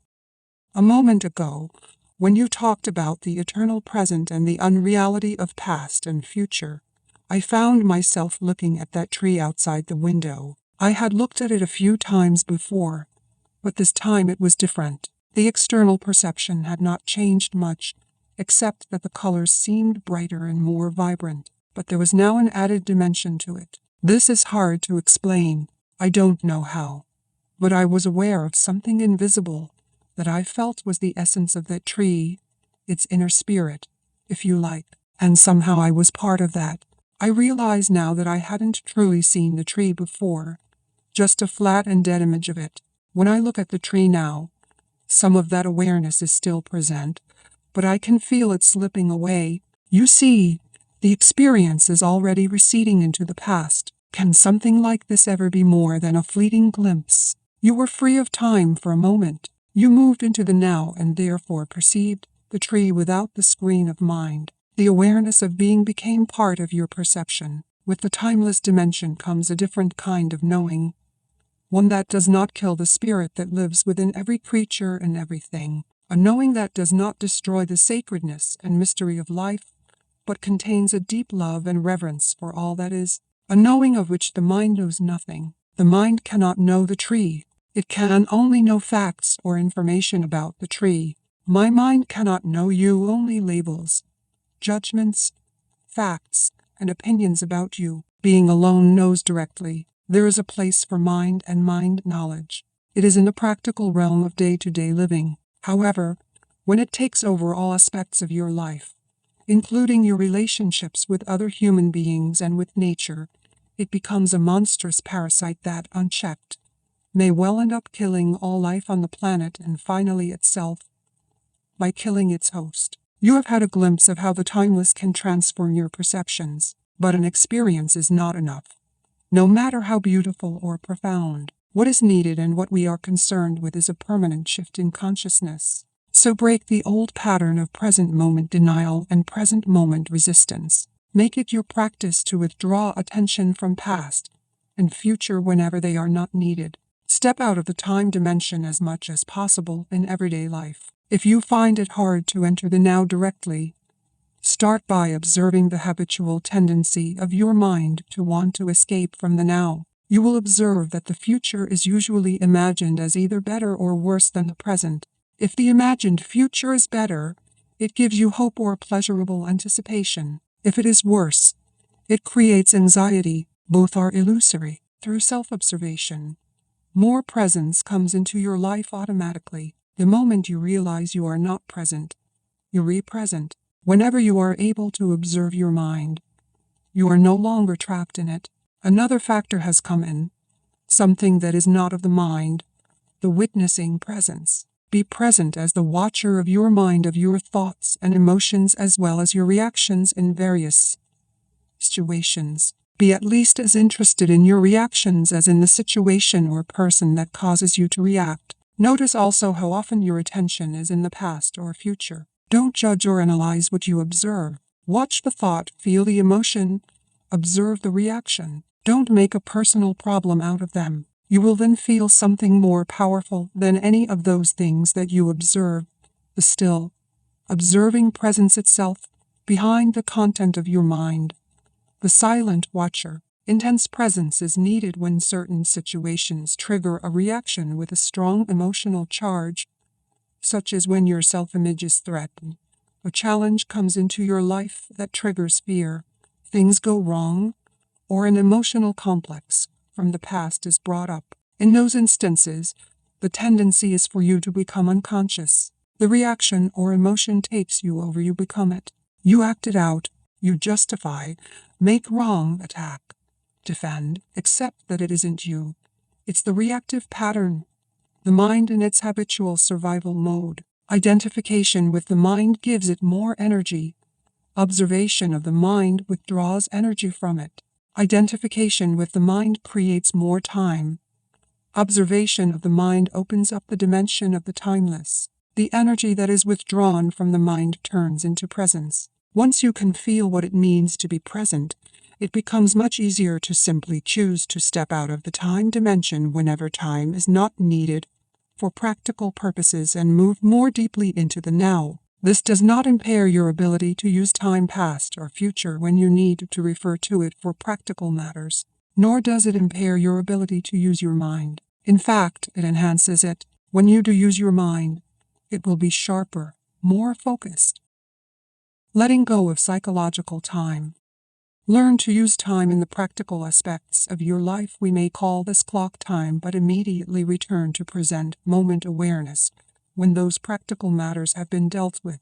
In this way, there will be no buildup of psychological time, which is identification with the past and continuous compulsive projection into the future. Clock time is not just making an appointment or planning a trip. It includes learning from the past so that we don't repeat the same mistakes over and over, setting goals and working toward them, predicting the future by means of patterns and laws, physical, mathematical, and so on, learned from the past, and taking appropriate action on the basis of our predictions. But even here, within the sphere of practical living, where we cannot do without reference to past and future, the present moment remains the essential factor.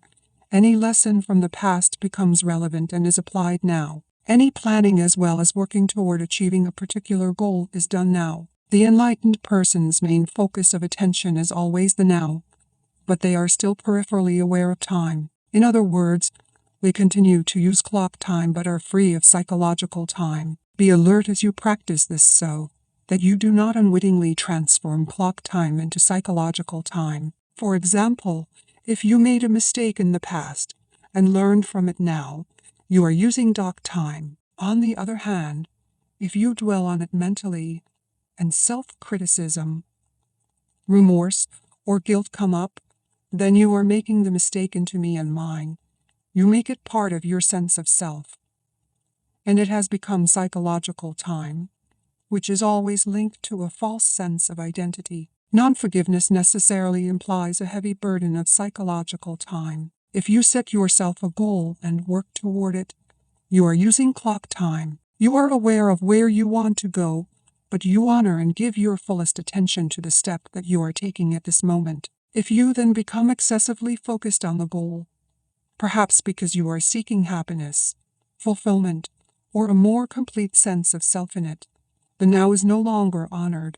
It becomes reduced to mere stepping stone to the future, with no intrinsic value. Clock time then turns into psychological time. Your life's journey is no longer an adventure, just an obsessive need to arrive, to attain, to make it.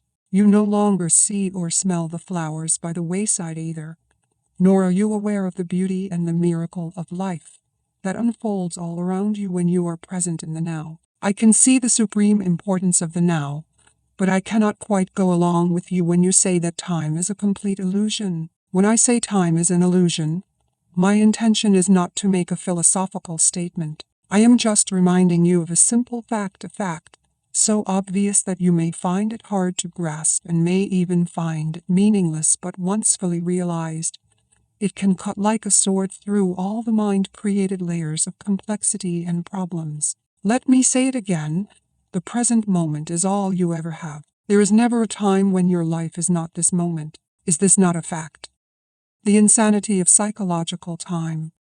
You will not have any doubt that psychological time is a mental disease if you look at its collective manifestations. They occur, for example, in the form of ideologies such as communism, National Socialism or any nationalism, or rigid religious belief systems which operate under the implicit assumption that the highest good lies in the future and that therefore the end justifies the means. The end is an idea, a point in the mind-projected future, when salvation in whatever form happiness, fulfillment, equality, liberation, and so on will be attained. Not infrequently, the means of getting there are the enslavement, torture, and murder of people in the present. For example, it is estimated that as many as 50 million people were murdered to further the cause of communism, to bring about a better world in Russia, China, and other countries.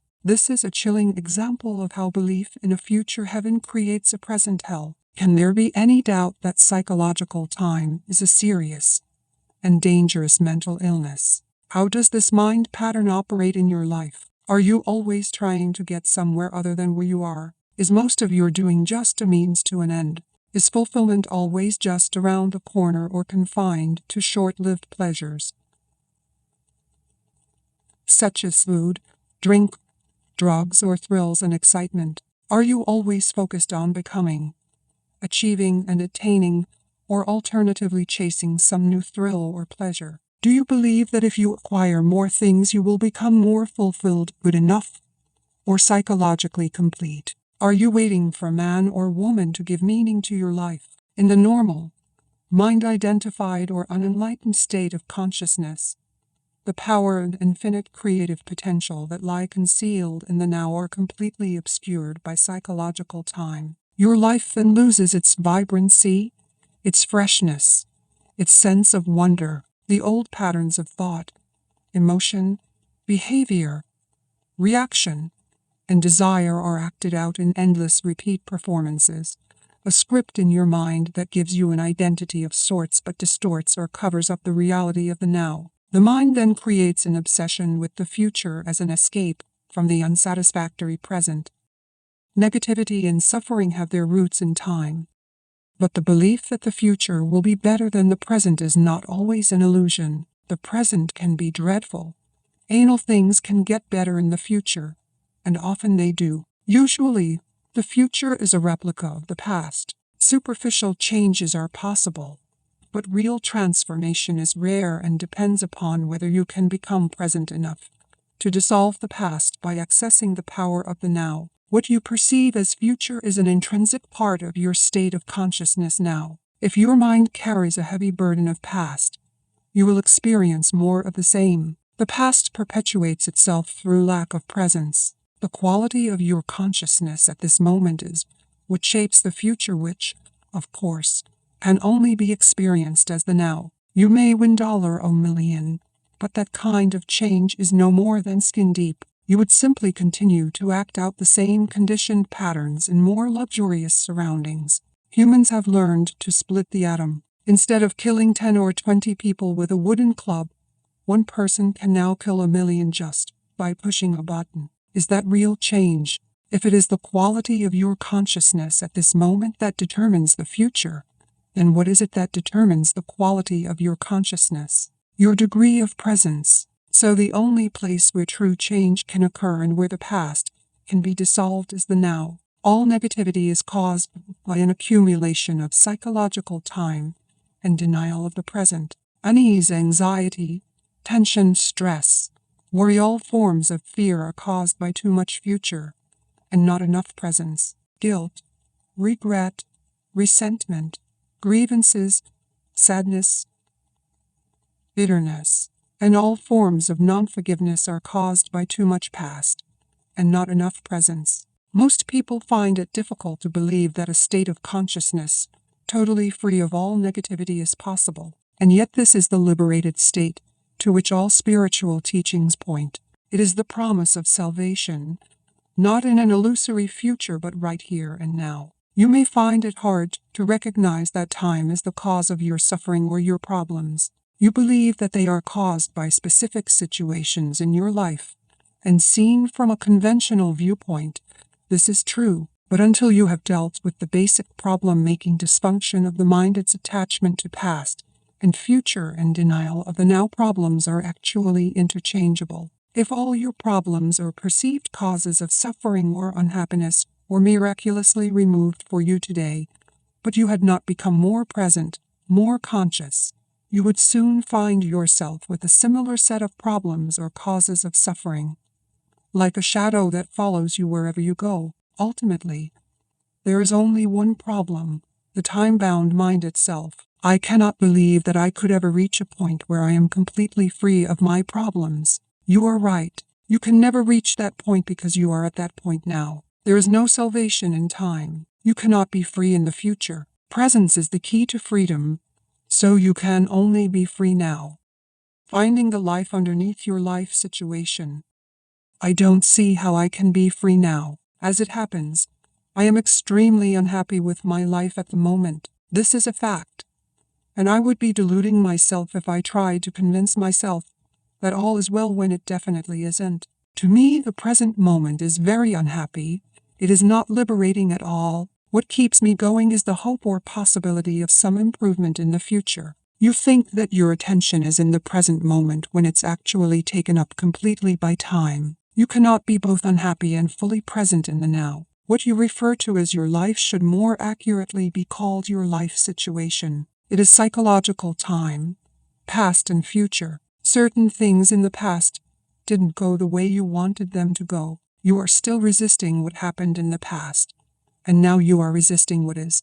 Hope is what keeps you going, but hope keeps you focused on the future, and this continued focus perpetuates your denial of the now and therefore your unhappiness. It is true that my present life situation is the result of things that happened in the past, but it is still my present situation, and being stuck in it is what makes me unhappy. Forget about your life situation for a while and pay attention to your life. What is the difference? Your life situation exists in time. Your life is now. Your life situation is mind stuff. Your life is real. Find the narrow gate that leads to life. It is called the now. Narrow your life down to this moment. Your life situation may be full of problems. Most life situations are, but find out if you have any problem at this moment. Not tomorrow or in 10 minutes, but now. Do you have a problem now? When you are full of problems, there is no room for anything new to enter, no room for a solution. So whenever you can,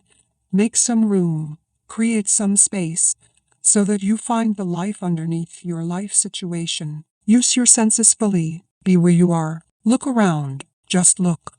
Don't interpret. See the light, shapes, colors, textures. Be aware of the silent presence of each thing. Be aware of the space that allows everything to be. Listen to the sounds. Don't judge them. Listen to the silence underneath the sounds. Touch something, anything, and feel and acknowledge its being. Observe the rhythm of your breathing. Feel the air flowing in and out. Feel the life energy inside your body. Allow everything to be, within and without. Allow the wiseness of all things. Move deeply into the now. You are leaving behind the deadening world of mental abstraction, of time. You are getting out of the insane mind is draining you of life energy, just as it is slowly poisoning and destroying the earth. You are awakening out of the dream of time into the present. All problems are illusions of the mind.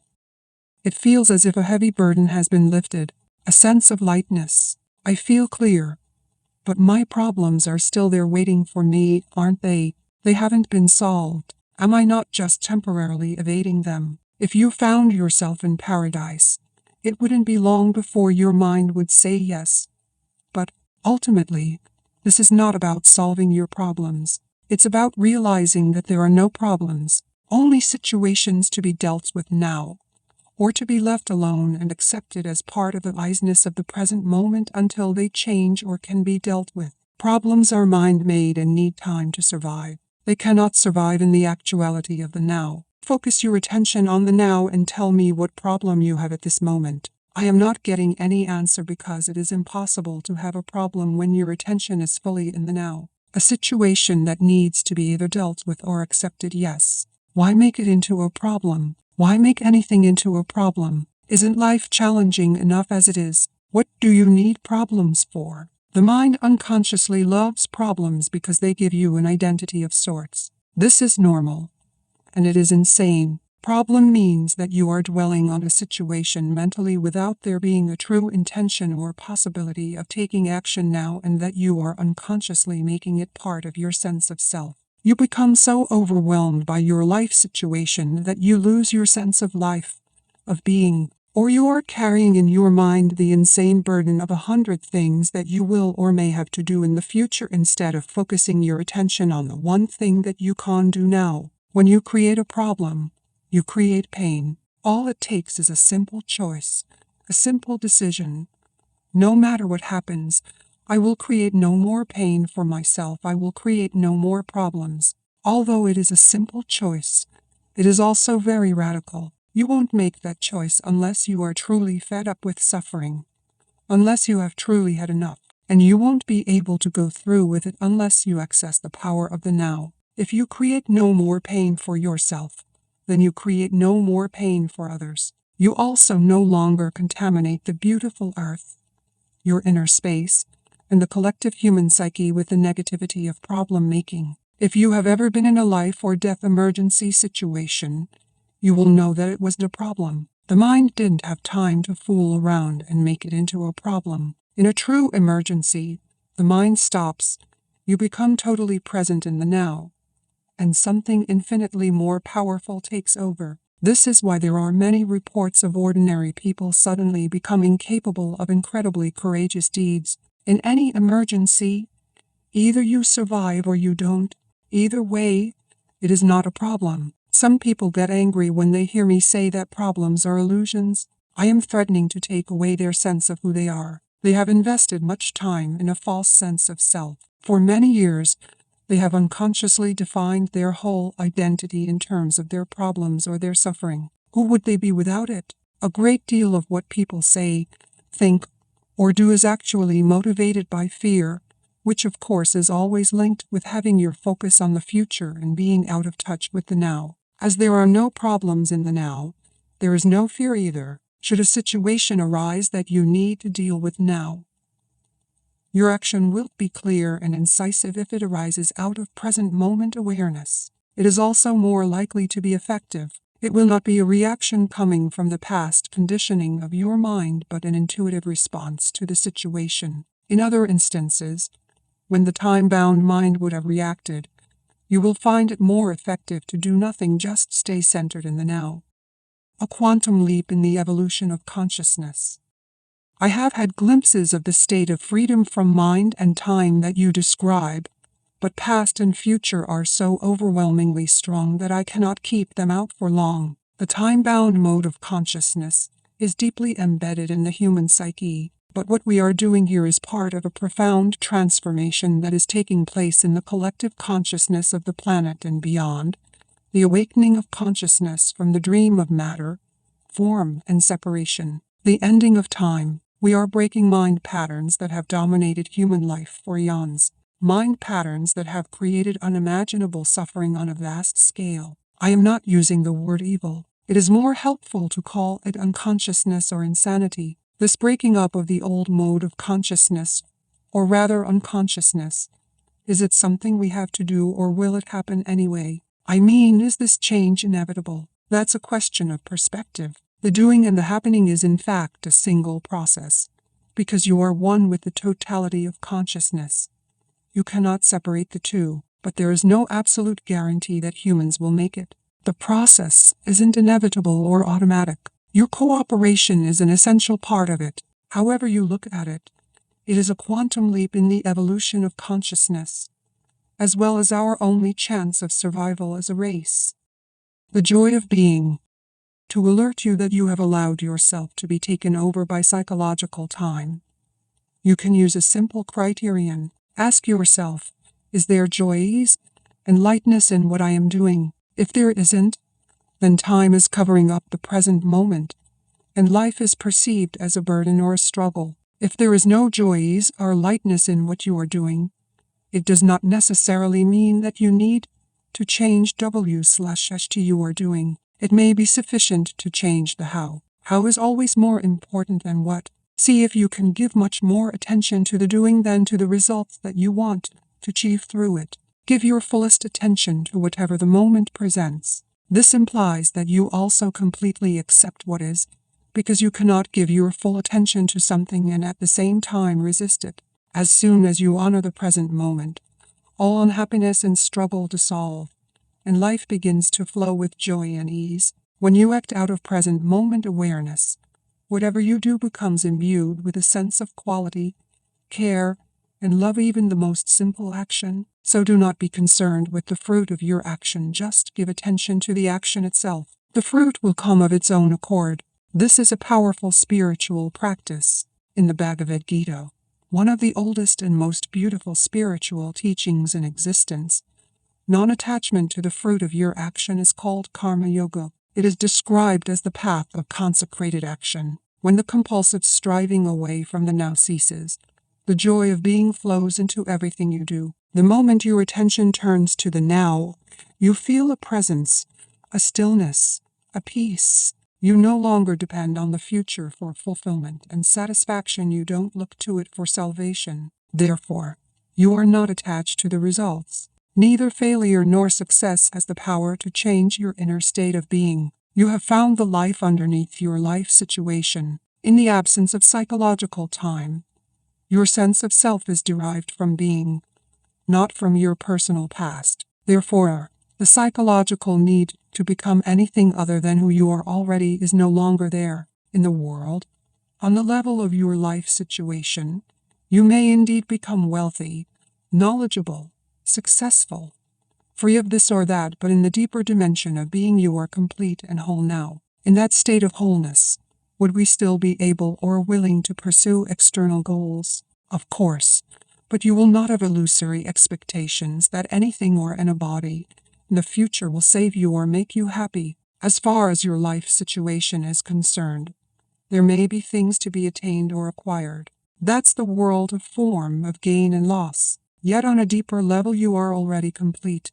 And when you realize that, there's a playful, joyous energy behind what you do, being free of psychological time. You no longer pursue your goals with grim determination, driven by fear, anger, discontent, or the need to become someone, nor will you remain inactive through fear of failure, which to the ego is loss of self. When your deeper sense of self is derived from being, when you are free of becoming as a psychological need, neither your happiness nor your sense of self depends on the outcome, and so there is freedom from fear. You don't seek permanency where it cannot be found, in the world of form, of gain and loss, birth and death. You don't demand that situations, conditions, places, or people should make you happy, and then suffer when they don't live up to your expectations. Everything is honored, but nothing matters. Forms are born and die, yet you are aware of the eternal underneath the forms. You know that nothing real can be threatened. When this is your state of being, how can you not succeed? You have succeeded already. Chapter 4. Mind Strategies for Avoiding the Now. Loss of now, the core delusion. Even if I completely accept that ultimately time is an illusion, what difference is that going to make in my life? I still have to live in a world that is completely dominated by time. Intellectual agreement is just another belief and won't make much difference to your life. To realize this truth, you need to live it. When every cell of your body is so present that it feels vibrant with life, and when you can feel that life every moment as the joy of being, then it can be said that you are free of time. But I still have to pay the bills tomorrow, and I am still going to grow old and die just like everybody else. So how can I ever say that I am free of time? Tomorrow's bills are not the problem. The dissolution of the physical body is not a problem. Loss of now is the problem, or rather, the core delusion that turns a mere situation, event, or emotion into a personal problem and into suffering. Loss of now is loss of being. To be free of time is to be free of the psychological need of past for your identity and future for your fulfillment. It represents the most profound transformation of consciousness that you can imagine. In some rare cases, This shift in consciousness happens dramatically and radically, once and for all. When it does, it usually comes about through total surrender in the midst of intense suffering. Most people, however, have to work at it. When you have had your first few glimpses of the timeless state of consciousness, you begin to move back and forth between the dimensions of time and presence. First, you become aware of just how rarely your attention is truly in the now. But to show that you are not present is a great success. That knowing is presence, even if initially it only lasts for a couple of seconds of clock time before it is lost again. Then, with increasing frequency, you choose to have the focus of your consciousness in the present moment rather than in the past or future. And whenever you realize that you had lost the now, you are able to stay in it not just for a couple of seconds, but for longer periods as perceived from the external perspective of clock time. So before you are firmly established in the state of presence, which is to say before you are fully conscious, you shift back and forth for a while between consciousness and unconsciousness, between the state of presence and the state of mind identification. You lose the now and you return to it again and again. Eventually, presence becomes your predominant state. For most people, presence is experienced either never at all, or only accidentally and briefly on rare occasions without being recognized for what it is. Most humans alternate not between consciousness and unconsciousness, but only between different levels of unconsciousness. Ordinary unconsciousness and deep unconsciousness. What do you mean by different levels of unconsciousness? As you probably know, in sleep you constantly move between the phases of dreamless sleep and the dream state. Similarly, in wakefulness most people only shift between ordinary unconsciousness and deep unconsciousness. What I call ordinary unconsciousness means being identified with your thought processes and emotions, your reactions, desires and aversions. It is most people's normal state. In that state, you are run by the egoic mind, and you are unaware of being. It is a state not of acute pain or unhappiness, but of an almost continuous low level of unease, discontent, boredom, or nervousness, a kind of background static. You may not realize this because it is so much a part of normal living, just as you are not aware of a continuous low background noise, such as the hum of an air conditioner, until it stops. When it suddenly does stop, there is a sense of relief. Many people use alcohol, drugs, sex, food, work, television, or even shopping as anesthetics in an unconscious attempt to remove the basic unease. When this happens, an activity that might be very enjoyable if used in moderation becomes imbued with a compulsive or addictive quality, and all that is ever achieved through it is extremely short-lived symptom relief. The unease of ordinary unconsciousness turns into the pain of deep unconsciousness, a state of more acute and more obvious suffering or unhappiness when things go wrong, when the ego is threatened or there is a major challenge, threat or loss, real or imagined, in your life situation or conflict in a relationship. It is an intensified version of ordinary unconsciousness, different from it not in kind but in degree. In ordinary unconsciousness, habitual resistance to or denial of what is creates the unease and discontent that most people accept as normal living. When this resistance becomes intensified through some challenge or threat to the ego, it brings up intense negativity such as anger, acute fear, aggression, depression, and so on. Deep unconsciousness often means that the pain body has been triggered and that you have become identified with it. Physical violence would be impossible without deep unconsciousness. It can also occur easily whenever and wherever a crowd of people, or even an entire nation, generates a negative collective energy field. The best indicator of your level of consciousness is how you deal with life's challenges when they come. Through those challenges, an already unconscious person tends to become more deeply unconscious, and a conscious person more intensely conscious. You can use a challenge to awaken you, or you can allow it to pull you into even deeper sleep. The dream of ordinary unconsciousness then turns into a nightmare. If you cannot be present even in normal circumstances, such as when you are sitting alone in a room, walking in the woods, or listening to someone, then you certainly won't be able to stay conscious when something goes wrong or you are faced with difficult people or situations, with loss or the threat of loss. You will be taken over by a reaction, which ultimately is always some form of fear, and pulled into deep unconsciousness. Those challenges are your tests.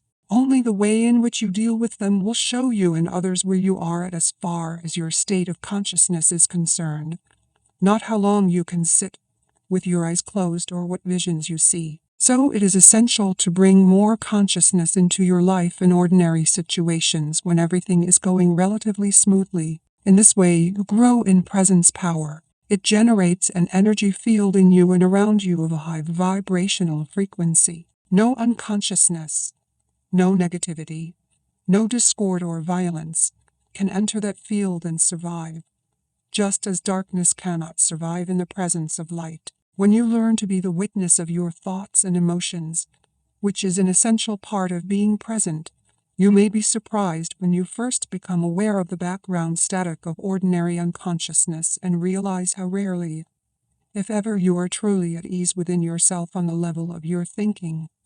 You will find a great deal of resistance in the form of judgment, discontent, and mental projection away from the now. On the emotional level, there will be an undercurrent of unease, tension, boredom, or nervousness. Both are aspects of the mind in its habitual resistance mode. What are they seeking? Carl Jung tells in one of his books of a conversation he had with a Native American chief who pointed out to him that in his perception most white people have tense faces, staring eyes, and a cruel demeanor. He said, "They are always seeking something." What are they seeking? The whites always want something. They are always uneasy and restless. We don't know what they want. We think they are mad. The undercurrent of constant unease started long before the rise of Western industrial civilization, of course. But in Western civilization, which now covers almost the entire globe, including most of the East, it manifests in an unprecedentedly acute form. It was already there at the time of Jesus, and it was there 6 years before that at the time of Buddha, and long before that. Why are you always anxious? Jesus asked his disciples. Can anxious thought add a single day to your life? And the Buddha taught that the root of suffering is to be found in our constant wanting and craving. Resistance to the now as a collective dysfunction is intrinsically connected to loss of awareness of being and forms the basis of our dehumanized industrial civilization. Freud, by the way, also recognized the existence of this undercurrent of unease and wrote about it in his book Civilization and Its Discontents. But he did not recognize the true root of the unease and failed to realize that freedom from it is possible. This collective dysfunction has created a very unhappy and extraordinarily violent civilization that has become a threat not only to itself, but also to all life on the planet, dissolving ordinary unconsciousness. So how can we be free of this affliction? Make it conscious. Observe the many ways in which unease, discontent, and tension arise within you through unnecessary judgment, resistance to what is, and denial of the now. Anything unconscious dissolves when you shine the light of consciousness on it. Once you know how to dissolve ordinary unconsciousness, the light of your presence will shine brightly, and it will be much easier to deal with deep unconsciousness whenever you feel its gravitational pull. However, ordinary unconsciousness may not be easy to detect initially because it is so normal. Make it a habit to monitor your mental emotional state through self-observation. Am I at ease at this moment? Is a good question to ask yourself frequently. Or you can ask, what's going on inside me at this moment? Be at least as interested in what goes on inside you as what happens outside. If you get the inside right, the outside will fall into place. Primary reality is within, secondary reality without. But don't answer these questions immediately. Direct your attention inward. Have a look inside yourself. What kind of thoughts is your mind producing? What do you feel? Direct your attention into the body. Is there any tension? Once you detect that there is a low level of unease, the background static, See in what way you are avoiding, resisting, or denying life by denying the now. There are many ways in which people unconsciously resist the present moment. I will give you a few examples. With practice, your power of self-observation, of monitoring your inner state, will become sharpened. Freedom from unhappiness. Do you resent doing what you are doing? It may be your job, or you may have agreed to do something and are doing it, but part of you resents and resists it. Are you carrying unspoken resentment toward a person close to you? Do you realize that the energy you thus emanate is so harmful in its effects that you are in fact contaminating yourself as well as those around you? Have a good look inside. Is there even the slightest trace of resentment, unwillingness? If there is, observe it on both the mental and the emotional levels. What thoughts is your mind creating around this situation? Then look at the emotion.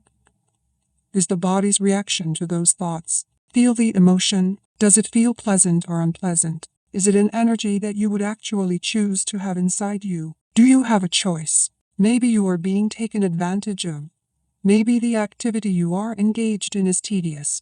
Maybe someone close to you is dishonest, irritating, or unconscious, but all this is irrelevant. Whether your thoughts and emotions about this situation are justified or not makes no difference. The fact is that you are resisting what is. You are making the present moment into an enemy. You are creating unhappiness, conflict between the inner and the outer. Your unhappiness is polluting not only your own inner being and those around you, but also the collective human psyche of which you are an inseparable part. The pollution of the planet is only an outward reflection of an inner psychic pollution.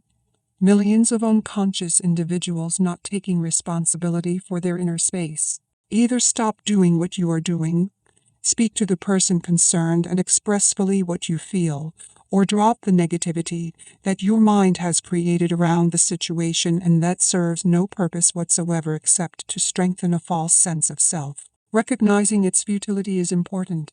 Negativity is never the optimum way of dealing with any situation. In fact, in most cases it keeps you stuck in it, blocking real change. Anything that is done with negative energy will become contaminated by it and in time give rise to more pain, more unhappiness. Furthermore, any negative inner state is contagious. Unhappiness spreads more easily than a physical disease. Through the law of resonance, it triggers and feeds latent negativity in others, unless they are immune, that is, highly conscious. Are you polluting the world or cleaning up the mess? You are responsible for your inner space. Nobody else's, just as you are responsible for the planet. As within, so without. If humans clear inner pollution, then they will also cease to create outer pollution. How can we drop negativity, as you suggest? By dropping it. How do you drop a piece of hot coal that you are holding in your hand? How do you drop some heavy and useless baggage that you are carrying? By recognizing that you don't want to suffer the pain or carry the burden anymore, and then letting go of it. Deep unconsciousness, such as the pain body, or other deep pain, such as the loss of a loved one, usually needs to be transmuted through acceptance combined with the light of your presence, your sustained attention. Many patterns in ordinary unconsciousness, on the other hand, can simply be dropped once you know that you don't want them and don't need them anymore. Once you realize that you have a choice, that you are not just a bundle of conditioned reflexes. All this implies that you are able to access the power of now. Without it, you have no choice. If you call some emotions negative, aren't you creating a mental polarity of good and bad, as you explained earlier? No, the polarity was created at an earlier stage when your mind judged the present moment as bad. This judgment then created the negative emotion. But if you call some emotions negative, aren't you really saying that they shouldn't be there, that it's not okay to have those emotions? My understanding is that we should give ourselves permission to have whatever feelings come up, rather than judge them as bad or say that we shouldn't have them. It's okay to feel resentful. It's okay to be angry, irritated, moody, or whatever otherwise. We get into repression, inner conflict, or denial. Everything is okay as it is. Of course, once a mind pattern, an emotion or a reaction is there, accept it. You were not conscious enough to have a choice in the matter. That's not a judgment, just a fact. If you had a choice, or realized that you do have a choice, would you choose suffering or joy, ease or unease, peace or conflict? Would you choose a thought or feeling that cuts you off from your natural state of well-being, the joy of life within? Any such feeling I call negative, which simply means bad. Not in the sense that you shouldn't have done that, but just plain factual bad, like feeling sick in the stomach. How is it possible that humans killed in excess of 100 million fellow humans in the 20th century alone? For humans, inflicting pain of such magnitude on one another is beyond anything you can imagine, and that's not taking into account the mental, emotional and physical violence, the torture, pain, and cruelty they continue to inflict on each other as well as on other sentient beings on a daily basis. Do they act in this way because they are in touch with their natural state, the joy of life within? Of course not. Only people who are in a deeply negative state, who feel very bad indeed, would create such a reality as a reflection of how they feel. Now they are engaged in destroying nature and the planet that sustains them. Unbelievable but true. Humans are a dangerously insane and very sick species. That's not a judgment. It's a fact. It is also a fact that the sanity is there underneath the madness. Healing and redemption are available right now. Coming back specifically to what you said, it is certainly true that when you accept your resentment, moodiness, anger, and so on, you are no longer forced to act them out blindly, and you are less likely to project them onto others. But I wonder if you are not deceiving yourself. When you have been practicing acceptance for a while, as you have, there comes a point when you need to go on to the next stage, where those negative emotions are not created anymore. If you don't, your acceptance just becomes a mental label that allows your ego to continue to indulge in unhappiness and so strengthen its sense of separation from other people, your surroundings, your here and now. As you know, separation is the basis for the ego's sense of identity. True acceptance would transmute those feelings at once. And if you really knew deeply that everything is okay, as you put it, and which of course is true, then would you have those negative feelings in the first place? Without judgment, without resistance to what is, they would not arise. You have an idea in your mind that everything is okay, but deep down you don't really believe it, and so the old mental, emotional patterns of resistance are still in place. That's what makes you feel bad. That's okay too. Are you defending your right to be unconscious, your right to suffer? Don't worry. Nobody is going to take that away from you. Once you realize that a certain kind of food makes you sick, would you carry on eating that food and keep asserting that it is okay to be sick? Wherever you are, be there totally. Can you give some more examples of ordinary unconsciousness? See if you can catch yourself complaining, in either speech or thought, about a situation you find yourself in, what other people do or say, your surroundings, your life situation, even the weather. To complain is always non-acceptance of what is. It invariably carries an unconscious, negative charge. When you complain, you make yourself into a victim. When you speak out, you are in your power. So change the situation by taking action or by speaking out if necessary or possible. Leave the situation or accept it.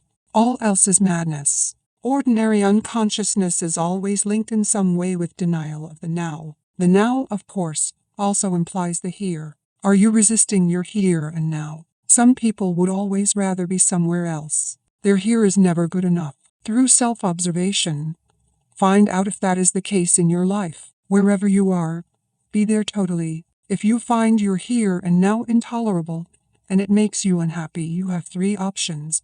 Remove yourself from the situation, change it, or accept it totally. If you want to take responsibility for your life, you must choose one of those three options, and you must choose now. Then accept the consequences. No excuses, no negativity, no psychic pollution. Keep your inner space clear. If you take any action leaving or changing your situation, drop the negativity first, if at all possible. Action arising out of insight into what is required is more effective than action arising out of negativity. Any action is often better than no action, especially if you have been stuck in an unhappy situation for a long time. If it is a mistake, at least you learn something, in which case it's no longer a mistake. If you remain stuck, you learn nothing. Is fear preventing you from taking action? Acknowledge the fear. Watch it take your attention into it. Be fully present with it. Doing so cuts the link between the fear and your thinking. Don't let the fear rise up into your mind. Use the power of the now. Fear cannot prevail against it. If there is truly nothing that you can do to change your here and now, and you can't remove yourself from the situation, then accept your here and now totally by dropping all inner resistance. The false, unhappy self that loves feeling miserable, resentful, or sorry for itself can then no longer survive. This is called surrender. Surrender is not weakness. There is great strength in it. Only a surrendered person has spiritual power. Through surrender, you will be free internally of the situation. You may then find that the situation changes without any effort on your part. In any case, you are free. Or is there something that you should be doing but are not doing it? Get up and do it now. Alternatively, completely accept your inactivity, laziness, or passivity at this moment. If that is your choice, go into it fully. Enjoy it. Be as lazy or inactive as you can. If you go into it fully and consciously, you will soon come out of it, or maybe you won't. Either way, there is no inner conflict, no resistance, no negativity. Are you stressed? Are you so busy getting to the future that the present is reduced to means of getting there? Stress is caused by being here but wanting to be there, or being in the present but wanting to be in the future. It's a split that tears you apart inside. To create and live with such an inner split is insane. The fact that everyone else is doing it doesn't make it any less insane. If you have to, you can move fast, work fast, or even run, without protecting yourself into the future and without resisting the present. As you move, work, run, do it totally. Enjoy the flow of energy, the high energy of that moment. Now you are no longer stressed, no longer splitting yourself in two, just moving, running, working and enjoying it. Or you can drop the whole thing and sit on a park bench. But when you do, watch your mind. It may say, you should be working. You are wasting time. Observe the mind. Smile at it. Does the past take up a great deal of your attention? Do you frequently talk and think about it, either positively or negatively? The great things that you have achieved, your adventures or experiences, or your victim story and the dreadful things that were done to you, or maybe what you did to someone else. Are your thought processes creating guilt, pride, resentment, anger, regret, or self-pity? Then you are not only reinforcing a false sense of self, but also helping to accelerate your body's aging process by creating an accumulation of past in your psyche. Verify this for yourself by observing those around you who have a strong tendency to hold on to the past. Die to the past every moment. You don't need it.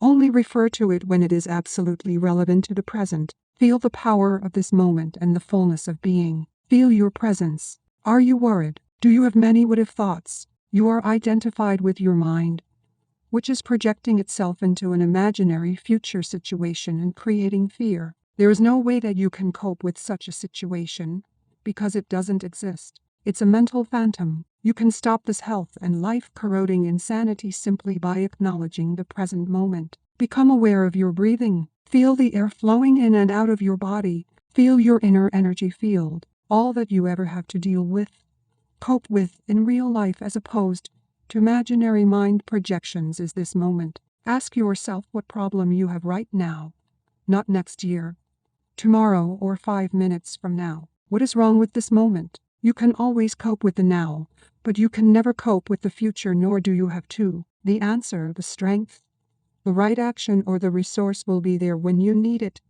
not before, not after. One day I'll make it.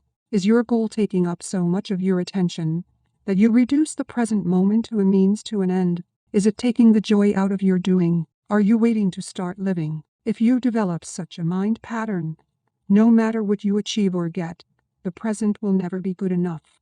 The future will always seem better. A perfect recipe for permanent dissatisfaction and non-fulfillment. Don't you agree?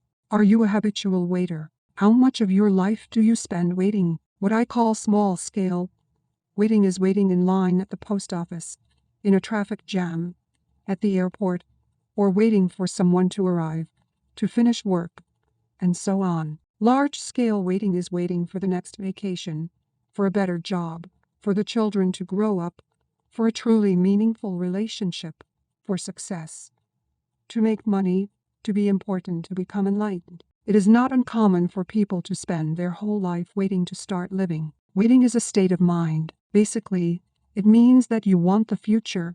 You don't want the present. You don't want what you've got, and you want what you haven't got. With every kind of waiting, you unconsciously create inner conflict between your here and now, where you don't want to be, and the projected future, where you want to be. This greatly reduces the quality of your life by making you lose the present. There is nothing wrong with striving to improve your life situation. You can improve your life situation, but you cannot improve your life. Life is primary. Life is your deepest inner being. It is already whole, complete, perfect. Your life situation consists of your circumstances and your experiences. There is nothing wrong with setting goals and striving to achieve things. The mistake lies in using it as a substitute for the feeling of life, for being. The only point of access for that is the now. You are then like an architect who pays no attention to the foundation of a building but spends a lot of time working on the superstructure.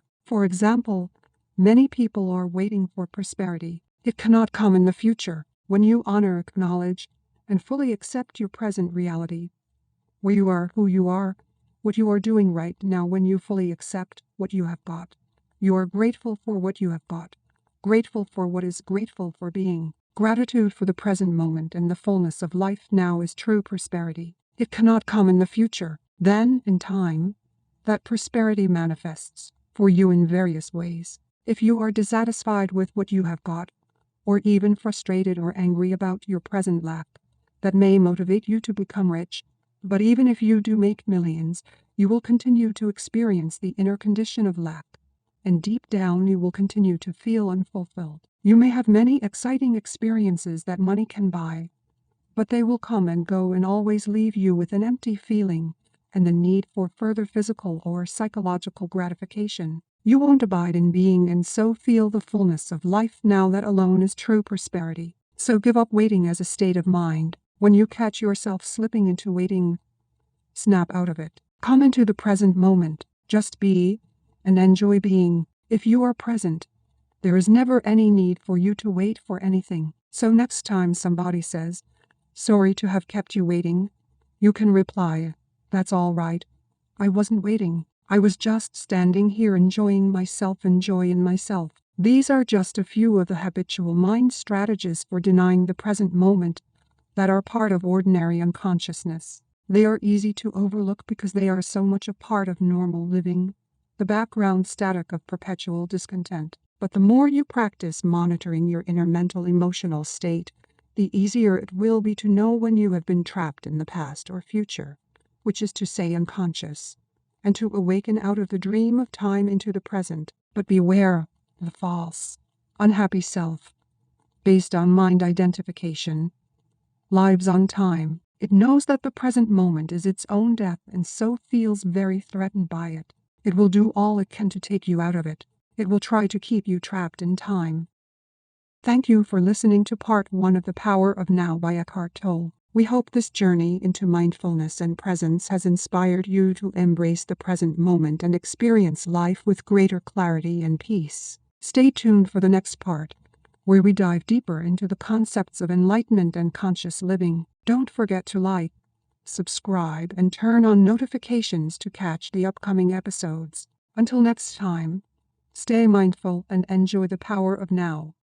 Thank you for listening to this audiobook. If you like this book, please share and subscribe to this channel for getting more exciting audiobooks on this channel. Disclaimer: please note that this channel is dedicated to sharing audiobooks for educational and entertainment purposes only. Full credit for the content and intellectual property rights of these audiobooks is given to the respective authors and their publishing houses. This channel does not claim any ownership over the material presented and is committed to respecting the rights of the authors and publishers. Our goal is to promote literature and reading by providing these audiobooks as a resource for those who might not otherwise have access to them. We encourage our listeners to support the authors and publishers by purchasing the original works.